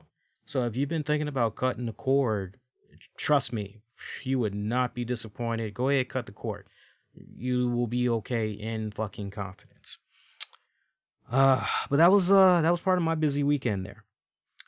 Ken Shamrock, I like seeing Dwayne "The Rock" Johnson giving his speech there to Ken Shamrock. That was very touching. That was a nice little spot to see there. Put a big old smile on my girl's face. She's like, wow, she said, oh, the Rock watches Impact, huh? I said, oh yeah, he's a big fan. She's like, well, cool. Ken Shamrock defeating Ken Shamrock defeating Eddie Edwards singles match. Honestly, I could have done without it. I didn't particularly care for the match. Was happy that Shamrock got his induction, but other than that, I particularly didn't care for this match. I would say out of all the matches on this card, this was probably the weakest. North's Ethan Page and Josh Alexander defeated the Motor City Machine Guns, the Good Brothers, Ace Austin, and Madman Fulton in a fatal four-way tag match dance to become your new Impact World Tag Champions. Very surprised at that outcome. I thought for sure Good Brothers were going to become the new tag champions. I thought for sure they were. I thought that was a lock, especially just given the fact that Impact has had that nasty pattern of, okay, this is the newest flavor that we need to be investing in. Y'all know exactly what I'm talking about. Impact has been notorious for that. Impact did not go in that direction. They did not go in that direction.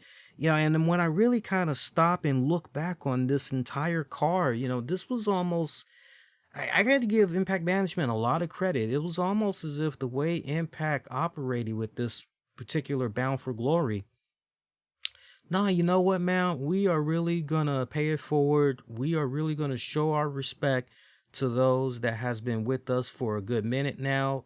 They've been in this with us. They've been grinding. They've been helping us during this pandemic. We are really going to make sure we give them their fucking just due.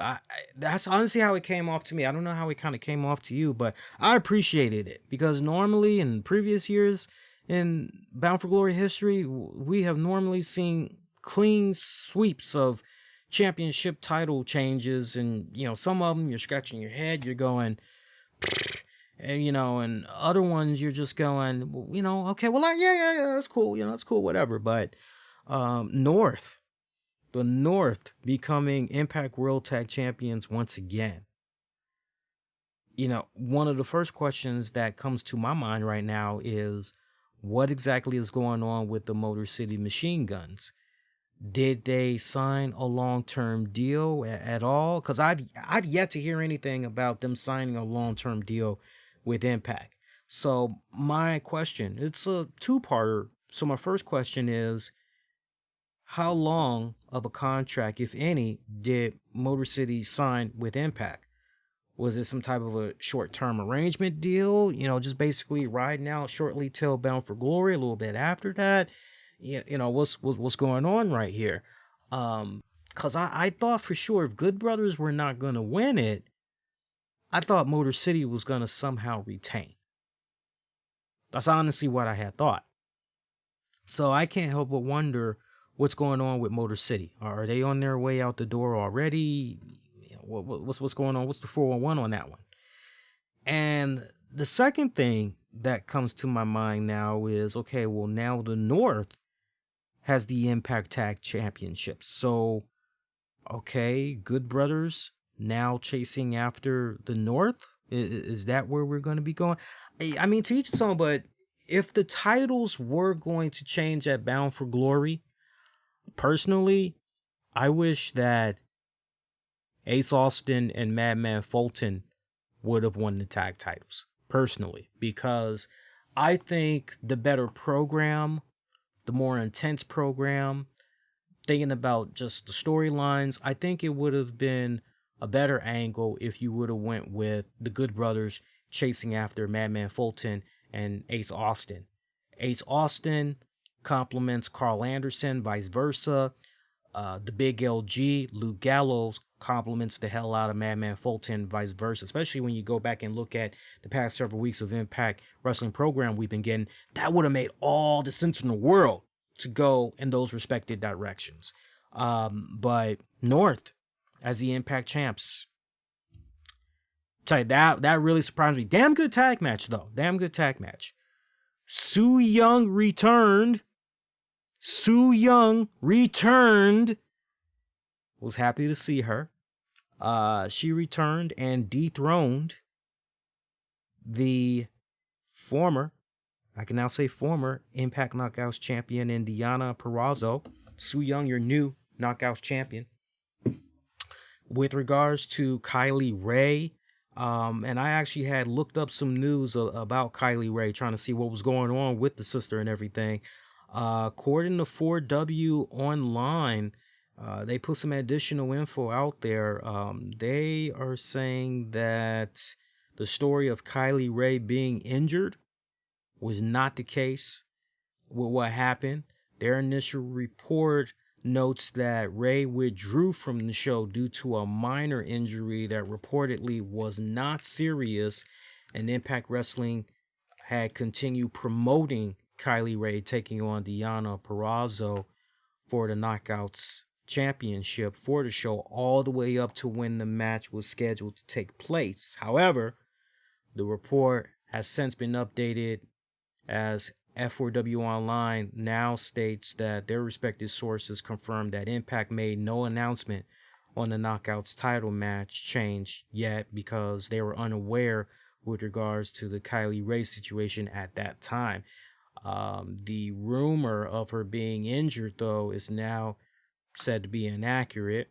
The report also notes that Kylie Rae arrived in Nashville, Tennessee on Friday, October 23rd, supposedly ready to work. However, she did not make it into the Skyway Studios building on Saturday, October 24th.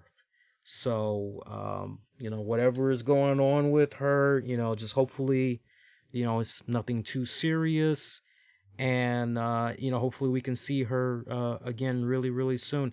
I honestly was under the impression, because I think when I was offering Bound for Glory predictions, I believe one of the things I said was I don't see Kylie Ray getting the Knockouts Championship off of Deonna Purrazzo, if you guys recall. But the one thing that I did say was we need to see Kylie Ray get the shit kicked out of her. And it's just so bad that eventually Su Yung just pops up. And all right, finally, for the first time ever, we haven't seen her in months. Su Yung, she's back. You know, Su Yung basically comes to the rescue of her buddy. And now you begin the program with Su Yung taking on Deonna Purrazzo. Everything culminates in Su Yung taking that Knockouts title off of Purrazzo. But now we're going in this direction. Look, when it's all said and done, this was a smart move as far as getting the title off of Deonna Purrazzo. You know, I was a little bit hesitant. I had serious concerns going into this particular matchup because we heard, like, literally right before the pay-per-view as fans that Deonna Purrazzo had signed a deal with Impact Wrestling like a week or two before Bound for Glory. As it turns out, ROH had reached out to Deonna when they got word that she wasn't under contract. They actually were trying to do business with her and see if they could have her come play with them. And she somehow, you know, for Impact Wrestling, you know, that's great for them. They were able to work out a deal with her, and so she's staying in Impact for the next little bit. I thought with that news that came out, shit, well then Deonna's going to retain. But instead, you know, Su Yung comes out, new champion. Look, they needed to do this. They really did, because when it's all said and done, Deonna Purrazzo, she was an okay champion, but she was really coming off like Tessa Blanchard light. She really was. And I didn't quite like that. I didn't quite like that. Just the mannerisms, just everything. She was coming off like Tessa Blanchard light. And that was just really rubbing me the wrong way. As far as her in-ring work goes, look, her in-ring work, you know, it's okay. It's solid. It's, you know, it's not must-see TV. But it's solid, you know. She gives you a good standard average match. There's nothing wrong with that. There's nothing wrong with having an average match. But for me, honestly, I always felt that as far as that Knockouts Championship goes, it should have stayed on Jordynne Grace for a bit longer. If you wanted to maybe have it go right back to Taya Valkyrie, okay, so be it. And let it go to Taya Valkyrie.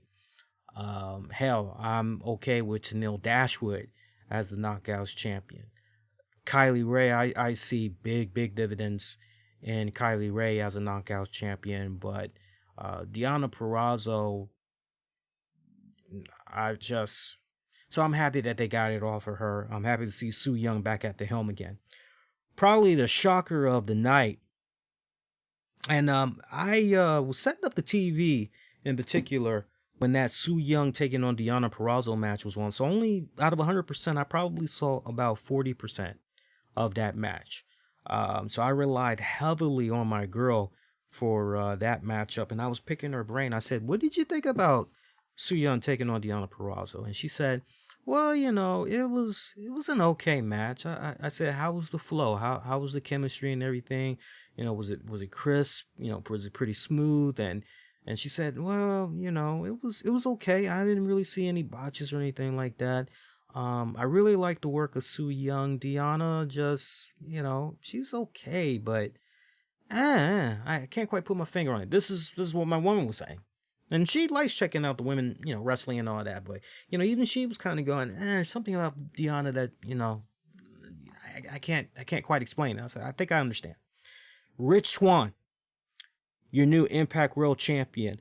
I see the question there about Alberto Del Rio. I didn't get a chance to talk about that. I'll come to that in a hot second. I got you. Rich Swann becoming the new Impact World Champion. Good. I saw the introductions and I saw a clean shaven Rich Swann coming out. I said, holy shit. He looks 10 years younger. And she's like, who? I said, Rich Swann. And I told her, I said, he's been pushing a beard for some years now. It's like, we haven't seen that clean shaven face in a good minute. She's like, oh, okay. It's like, yeah, one of them type. It's almost kind of like me. Pretty soon I'm going to be losing this beard. I don't know when. We'll see. 4-0 is around the corner. So maybe I'll go clean shaven then. Well, who knows? But I'm getting the itch to go clean shaven again. Not because of Rich Swann. I've just been wanting to go clean shaven for a minute now. But the new improved Rich Swann, even putting on a little bit more bulk, he looked great. He looked fucking great. I think this match went a little bit too long. For one, it went a little bit too long. Aside from that, okay match. Both men rose to the occasion. They flowed well together. Good chemistry. A little bit that I saw. Good chemistry. Rich Swann winning, this was good. Look, anybody that's been checking out the Impact Showdowns, y'all know I was pretty salty on Eric Young's championship reign. I even went on record and said, look, this reign should have never happened. Honestly. Why are we hot-shotting, and I even said, look, if ultimately the end game is to maybe put a guy like Rich Swann in a position where he can dethrone the TNA original, then okay, yeah, I'm down with that. So be it. If that's the story that we're gonna tell. But I even said, what much more can you do? You guys recall last week I said, what much more can you do with Eric Young at the helm as your Impact champion? How much more longevity is there with EY at the helm? Not really that much. So the fact that, we got Rich Swann as the guy, and how about that? Essentially husband and wife. How about that? Rich Swann and Su Yung, because I believe they're married. I know they're a couple, but I believe they're married. You all can correct me if I'm wrong. But how about that? The fucking power couple goes into that, and they got the two fucking important championship belts from Impact. Almost kind of follows up not that long ago that Taya Valkyrie was the Knockouts champion, and John Morrison, Johnny Knockout. Oh, no, sorry. I can't call him Johnny Knockout, but John Morrison. Johnny Nitro is what I was thinking. Both of them, they were the power couple for Impact for a good minute as well. Those were the good old days, and they were feuding with Brian Cage there and everything. Tessa Blanchard was trying to gun after Taya. Those were the good old days. But no, this was a really good fucking card. Honestly, I enjoyed it. And like I said, if you didn't get a chance to order Bound for Glory, please go out of your way if you got some money to spare and check it out. You won't be disappointed. I promise you. I had a really good time watching it. I was very pumped. Very, very excited for it. Good shit. Yeah. Alberto Del Rio, in case you guys had missed it, he has been indicted for aggravated kidnapping in Texas. This is a story we really didn't get a chance to talk about when it had initially broke. And I've been, sidetracked here and there with some stuff. I've been loosely paying attention to this and everything, but let's kind of just set this up properly for you guys. I won't be as long-winded with this as possible. But he was arrested this past May, and he was charged with sexual assault, second-degree felony, and aggravated kidnapping. The arrest took place on May 5th when the victim contacted local authorities stating that Del Rio accused her of cheating and became enraged. The victim said that he brutally, sexually, and physically assaulted her by slapping her across the head, slapped her again, then took her to his downstairs bedroom and slapped her 8 more times. The victim said that then he forced her to wear a dress and dance for him, and that if she didn't, he would take her son and drop him in the middle of the road somewhere. It was also reported that he then tied the woman's hands with boxing straps, put a sock in her mouth, and sexually assaulted her for several hours using various foreign objects. According to investigators, he also punched her in the back during the assault, causing visible injuries. The victim told detectives she does not remember much after he placed his hand around her throat.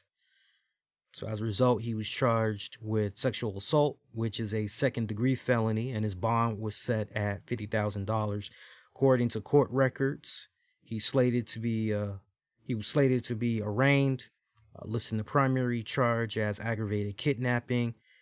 Looks like a trial date hasn't been set just yet, but in Texas, a conviction for aggravated kidnapping holds a maximum prison sentence, 5 years with a maximum of up to 99 years or life imprisonment and or fine up to $10,000. I mean, this guy has been having issues since 2014, and we have been on this show documenting his many trials and tribulations.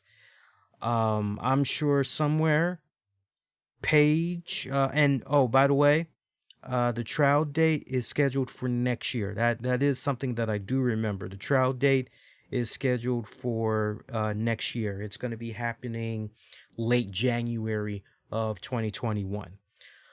I'm sure somewhere Paige just has a smile on her face, and I'm sure she's saying, my God, I'm so glad I got away from that guy. I got away from him just in time.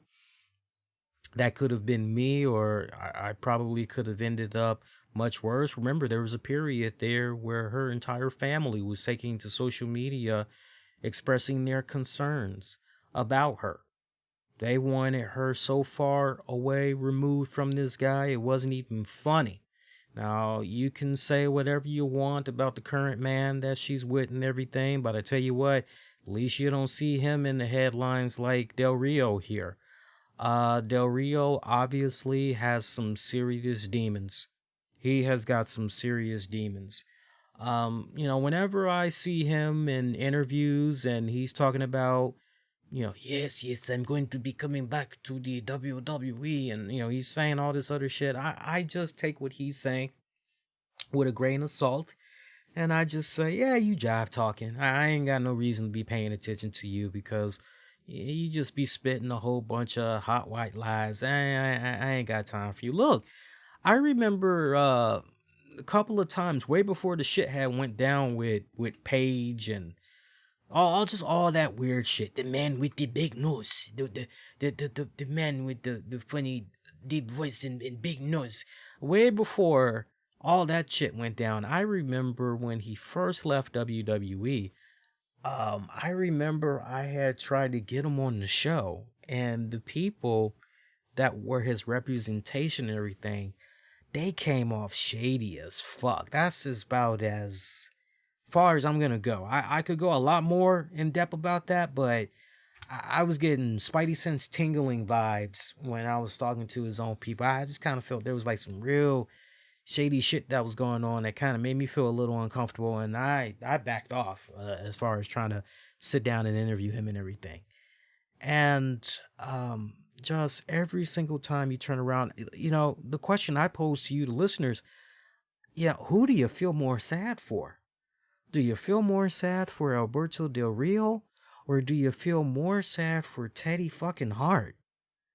I mean, the shit with Teddy Hart, look, I've tried to watch some of that content with him and Maria Manic, and man, I don't get that time back. Try watching their shit on YouTube. My God.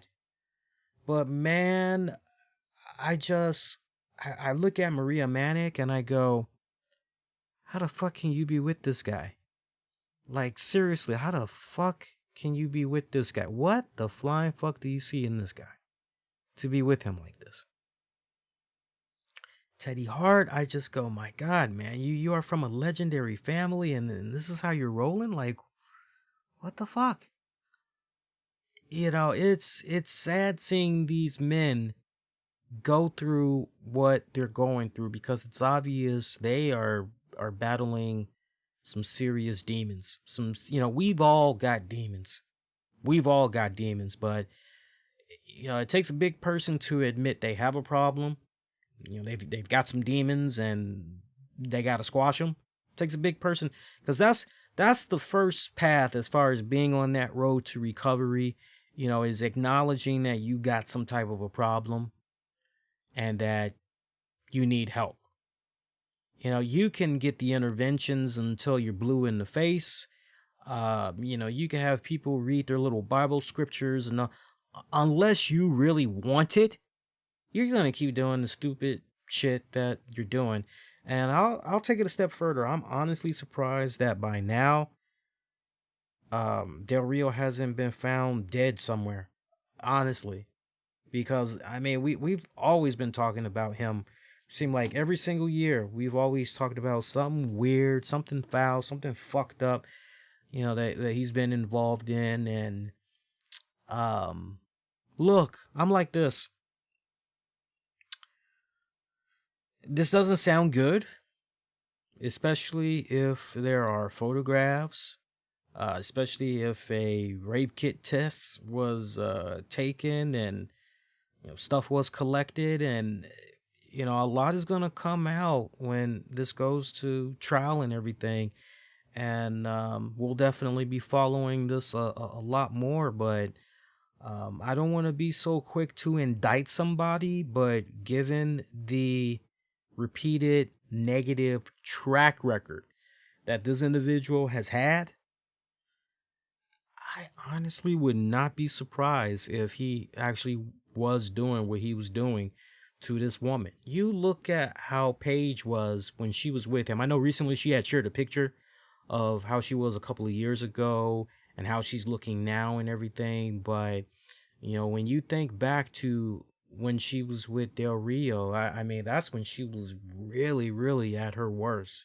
I'm sure you guys remember there were some pictures of her floating around and you're going, is she on cocaine or something? What the fuck is going on? She does not look anywhere, and, some people try to chalk that up and say,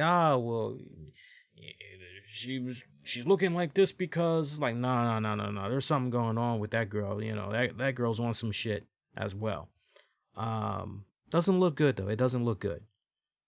I wish ADR all the best. I really do. And to the victim, any victim of Del Rio's, I hope that they get as far away from him as possible, and one step at a time. I do know what it's like personally to have a family member that is involved in a domestic abuse relationship, a domestic abusive relationship, and it's a silent battle. That's the one thing that I was able to learn when I was saying what I was saying. It is a silent battle, and as much as you want to, beg for help and everything, some people, especially the victim, they just remain silent, and it's a combination of fear, love, and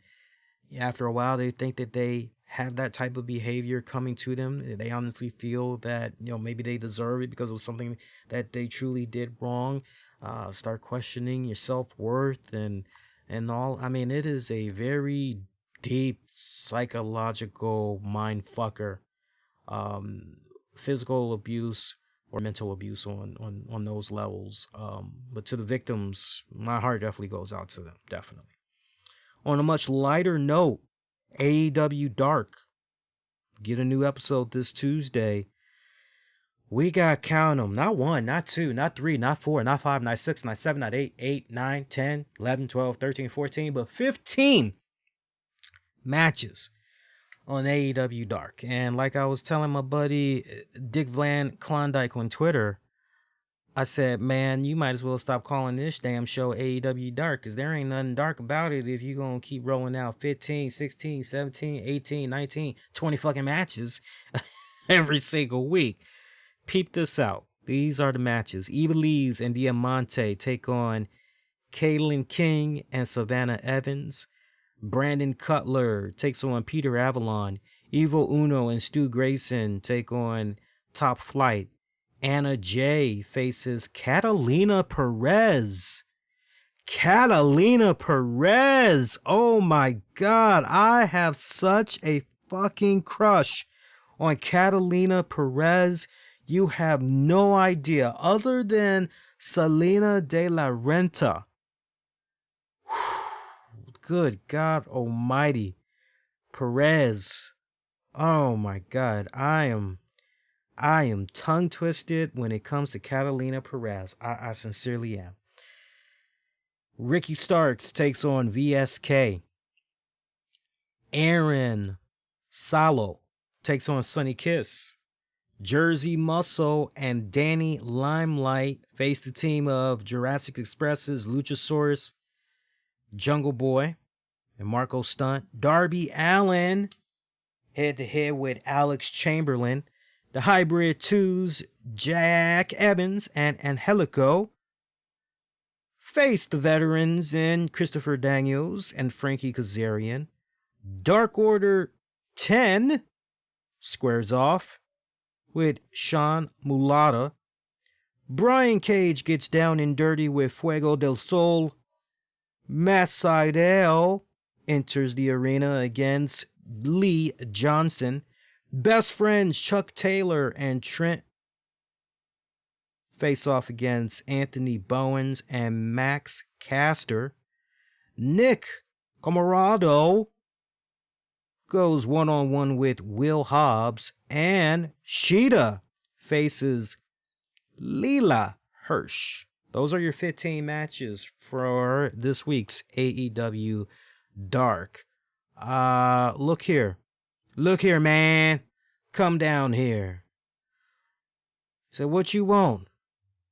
I want bourbon, 1 scotch, 1 beer, and I want to add to that more women's matches, please. Come on, man. You can't add at least, I don't know, 4 or 5 women's matches? Am I reading this right? We got 1 women, we got 2 women's, 1 women's, 2 women's, 2 women's matches. Are you serious? I'm reading this again. Yeah. 2 women's matches out of 15. Well, no, 3. 3 women's matches out of 15 matches. Come on, man. Come on. Come on now. That ain't right. That ain't right. That is not right. I'll take what I can get, but come on, man. Come on. That's just wrong. That's just wrong. Anyway, that's AEW Dark for this week. I'll definitely be checking it out, man. They got some names on here, especially Catalina Perez. Muy fuego. Muy fuego. Give me an alliance with Catalina Perez and Selena De La Renta. Ooh. Oh my God. I'd be in fucking heaven, man. Seriously, I would be in fucking heaven. Also, with regards to AEW, Abaddon taking on Tay Conti. That's been pulled from this week's Dynamite. Apparently, Abaddon suffered a throat injury during her match with Tay Conti at the AEW Dynamite taping last week from last Thursday. And as a result of that, she was rushed to the hospital. Apparently, according to Wrestling Observer, it was revealed that that match has been pulled from this week's episode of Dynamite. There's going to be another match that's been filmed that will air in its place instead. The match will likely involve Shawn Spears. Right now, it's unknown if the match's removal or what happened to Abaddon will be mentioned on commentating. It previously noted that Abaddon is doing better and is expected to make a full recovery. So, you hear that, you just go, Jesus fucking Christ, So, speedy recovery to Abaddon. Major victory for WWE. Let's check this out.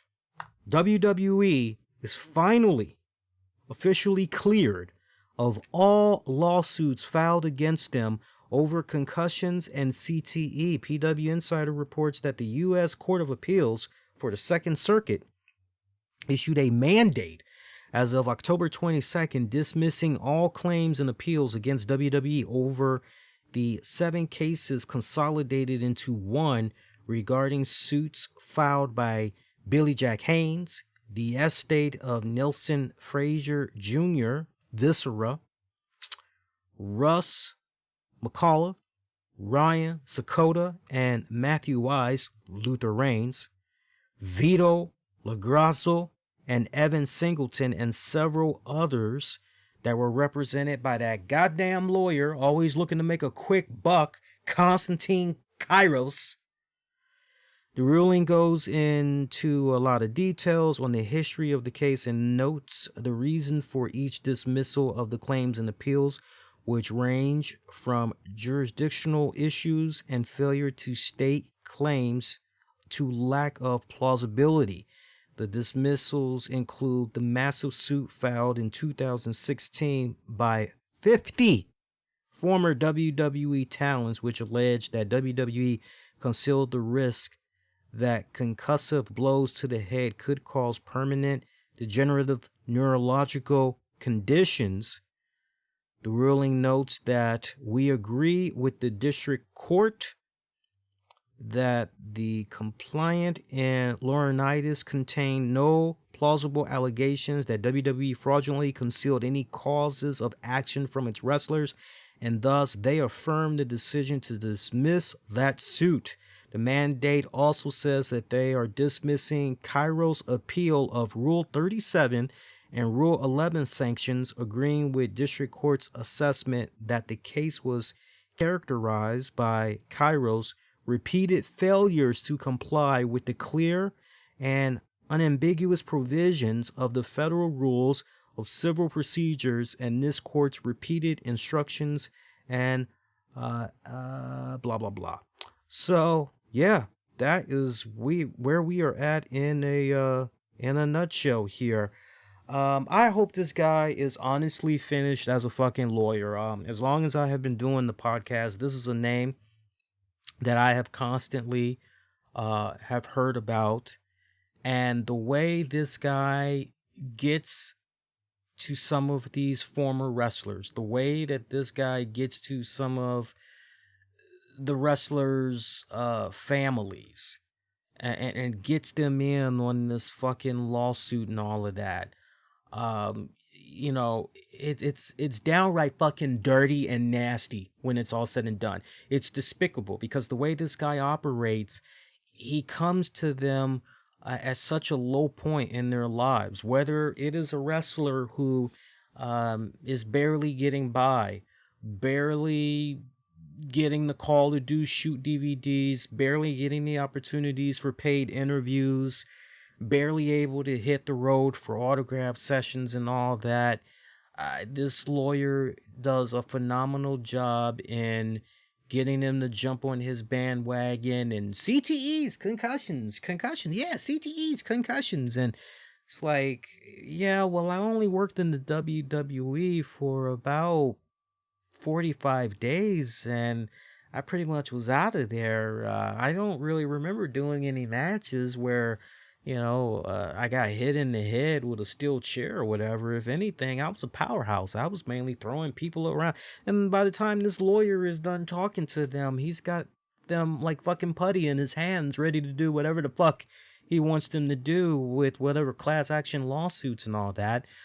Cassandra Frazier, the wife of Viscera, I remember when all of that shit had fucking went down. That was fucking heartbreaking. I actually remember trying to reach out to her and seeing about getting her on the show. And, you know, I was trying to do my part as best of my ability to try to hip her to the wise about that fucking nut. But, you know, she kind of came off really money hungry when it was all said and done. When I had tried to reach out to her. Yeah, it's just, that lawyer's a real piece of shit. Yeah, he really is. He is a real piece of shit. He is synonymous with lawsuits. Anytime you hear about lawsuit against WWE, I mean, you can just go off the break. Let me guess, the lawyer's Kairos, and 9 times out of 10, you are fucking absolutely right. I don't know if this is gonna be finally it for him, if he's gonna be fucking done as a lawyer.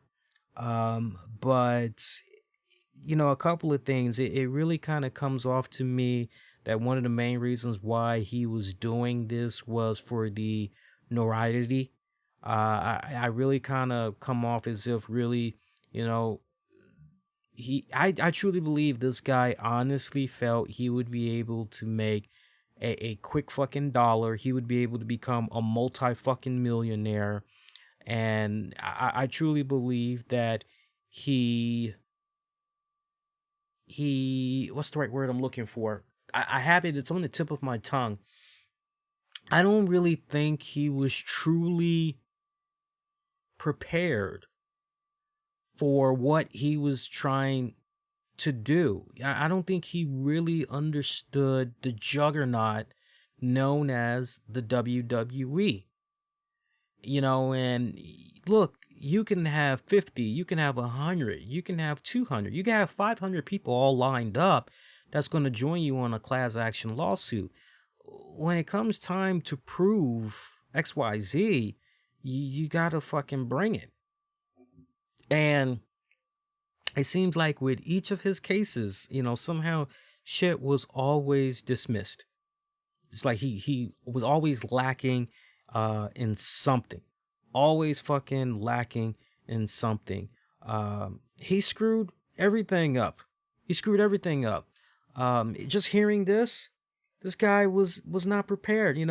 If you're really serious about that, you're really fighting for these victims and you're really trying to get them their just due, and you're trying to do your very best to fucking get them their money. All your fucking ABCs, your X's and O's, all that shit is going to be covered. You're not going to have shit that's going to get dismissed because lack of paperwork filled here, lack of information filled. Your shit is going to be bulletproof no matter what.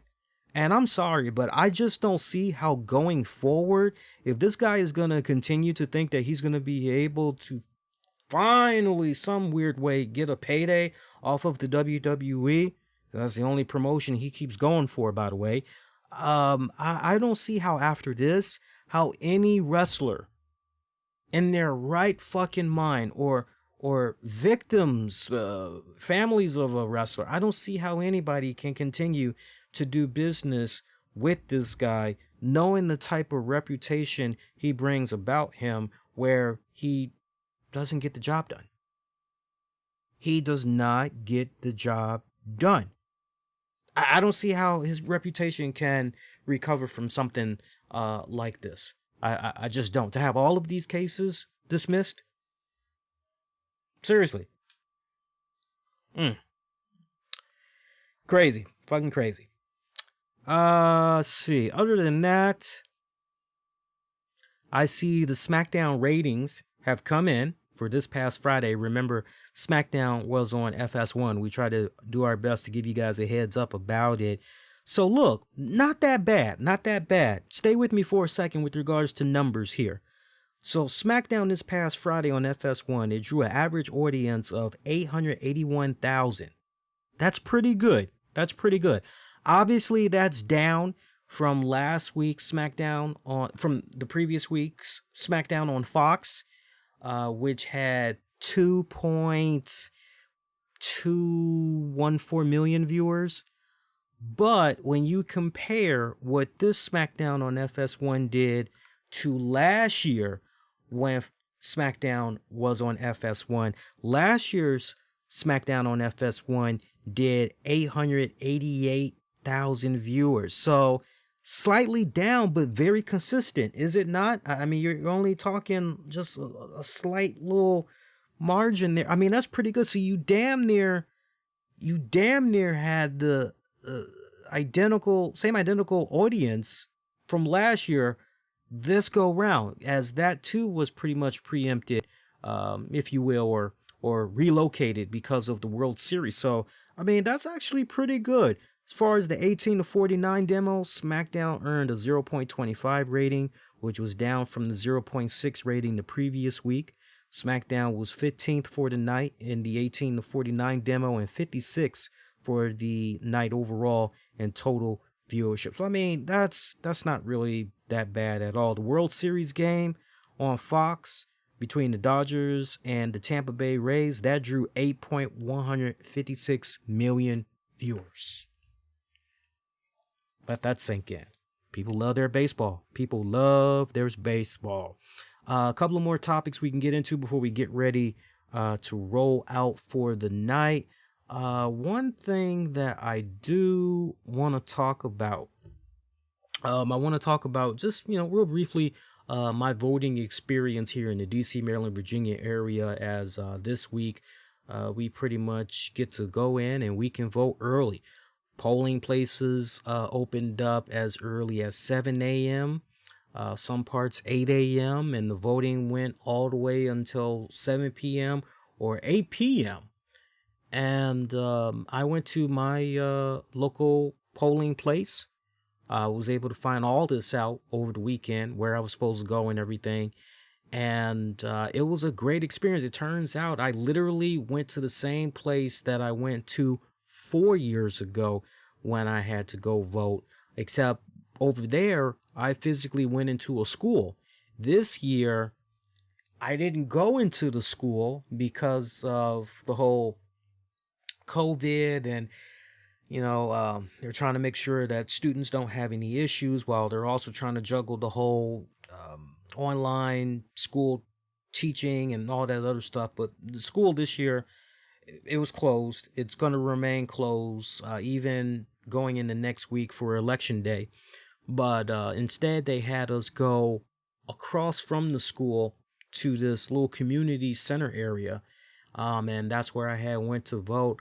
And originally, and I told my girl this, I said, Sunday night, I'm going to go to bed early, and I'm actually going to be up bright and early, and I'm going to go vote.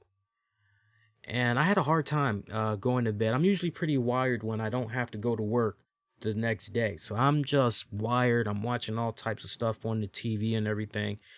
And next thing I know, it's time for my girl to go to work. And she's like, my God, you're still up? I was like, yeah. She's like, so you're not going to go vote today, huh? I said, no, I still plan on going out to vote.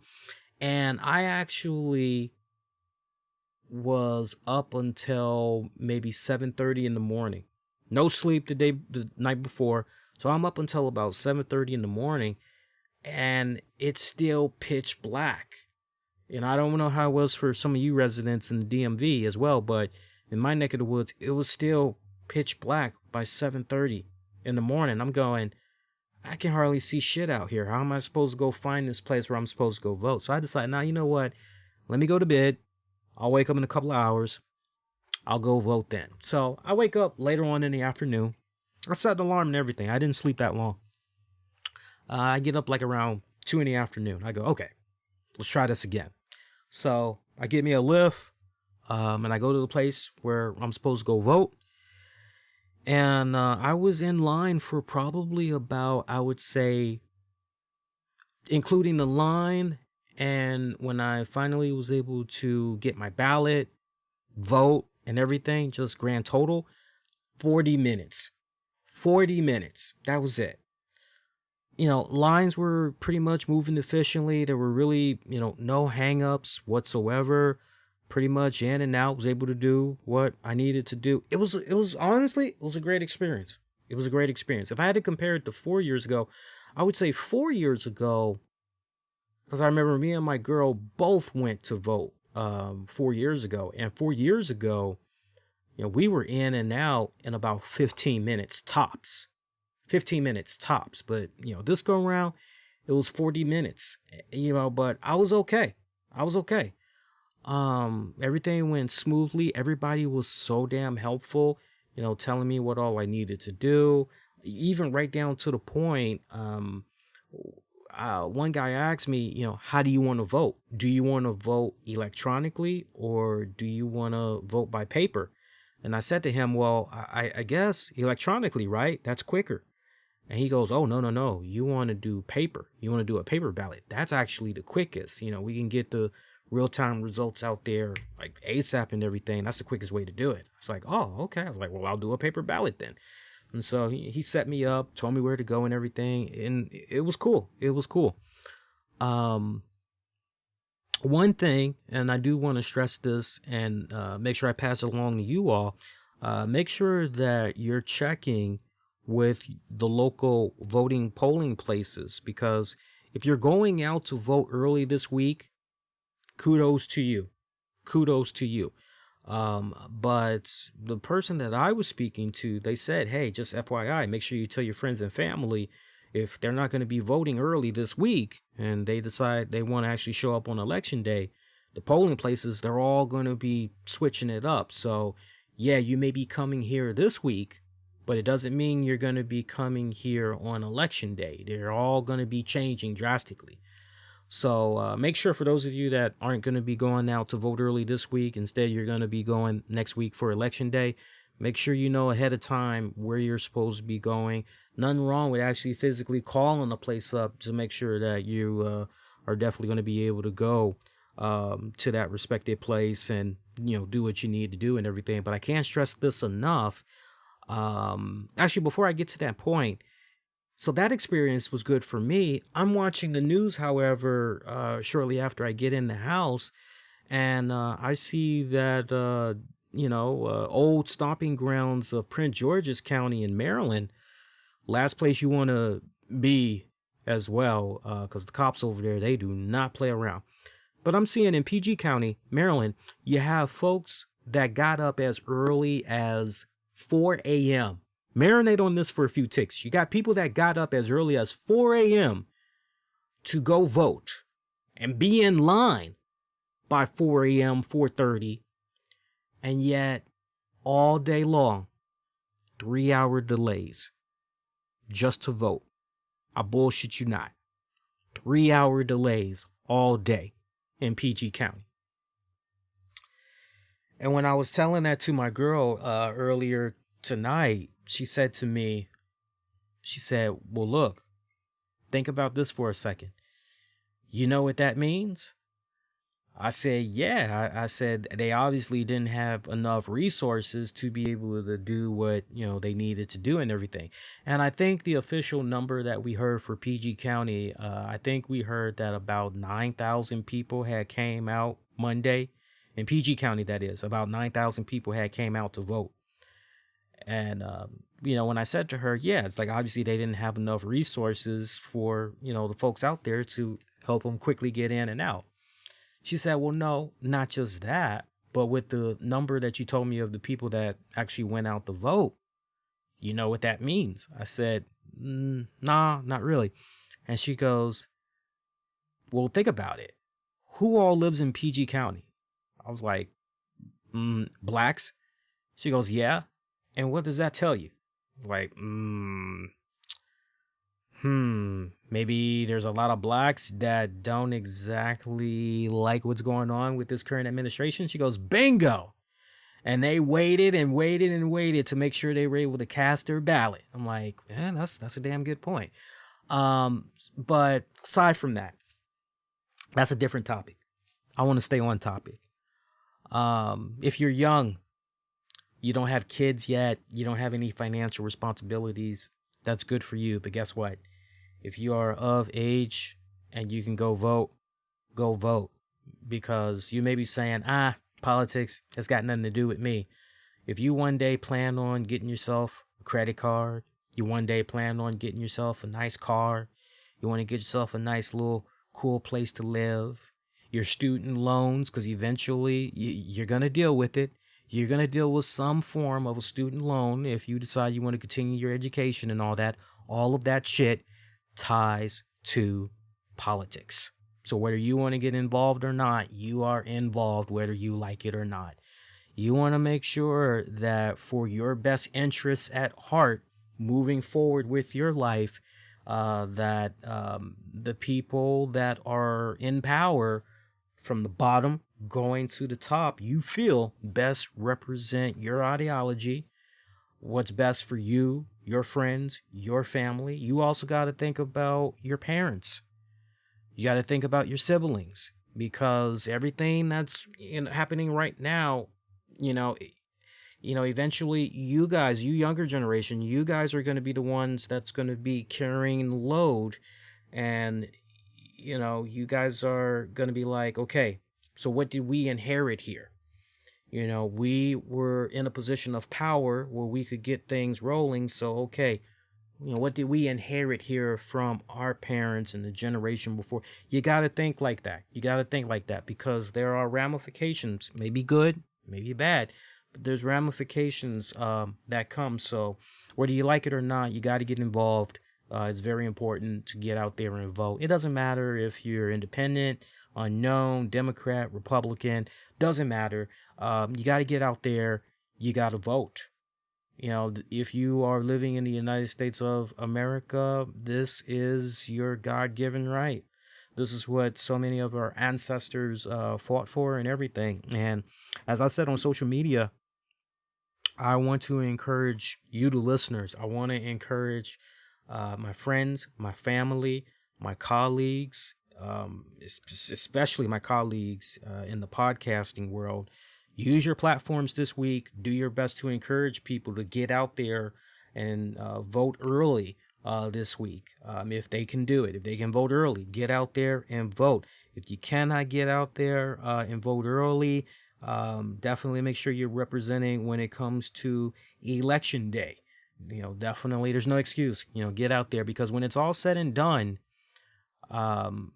we are going to have a generation of youths that are going to learn about what all has been going on from 2016 to 2020, 10, 15, 20, 30 years from now. And the question is going to be asked, well, what exactly did you do, Larry? What exactly did you do, Lee? David, what did you do? Steven, what did you do? Gino, what did you do? How, when all this was going on, what did you do with your voice? What did you do as far as your ability to go vote? Did you make sure you were heard? The analytics of time, there's going to be revisionist history. Then you should be able to proudly say, okay, well, when this went down, this is what I did. This is how I responded to it. And I responded to it like this because XYZ.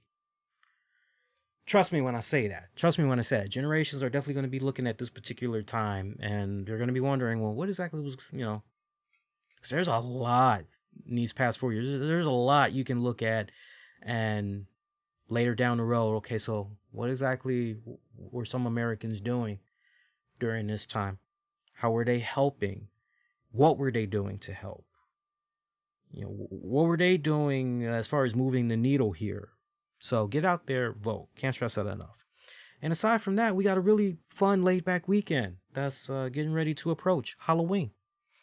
If you guys are going to be getting out there and you're going to be trick-or-treating, please make sure that you're doing it as safe as possible. Improvise as best as you can. Hey, look, you already got the first part of the victory down. You got your mask, so that's badass. But try to make sure that you are practicing social distancing, safe social distancing. And I was watching the news. They said something along the lines of shared candy bowls, dishes, and all that. That's a big no-no, because that's how you can sadly spread the germs around and all that. So for those of you older folks out there, and you have kids, maybe to kind of counter that this year, you go ahead and you have nice little brown paper bags of candy that's pretty much ready to go that kids can pick up, or maybe you can buy nice little recycling bags, little dog treat bags, little candy bags that you could essentially pick up from Dollar Tree, Walmart, or whatever.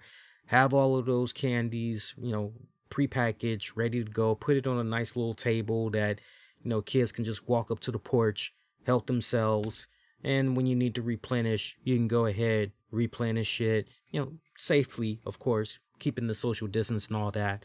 But please don't let what's going on right now with this stupid pandemic and everything stop you from doing what is normally a fun yearly tradition. It's one of those coolest times of the year where everybody's running around wearing cool costumes.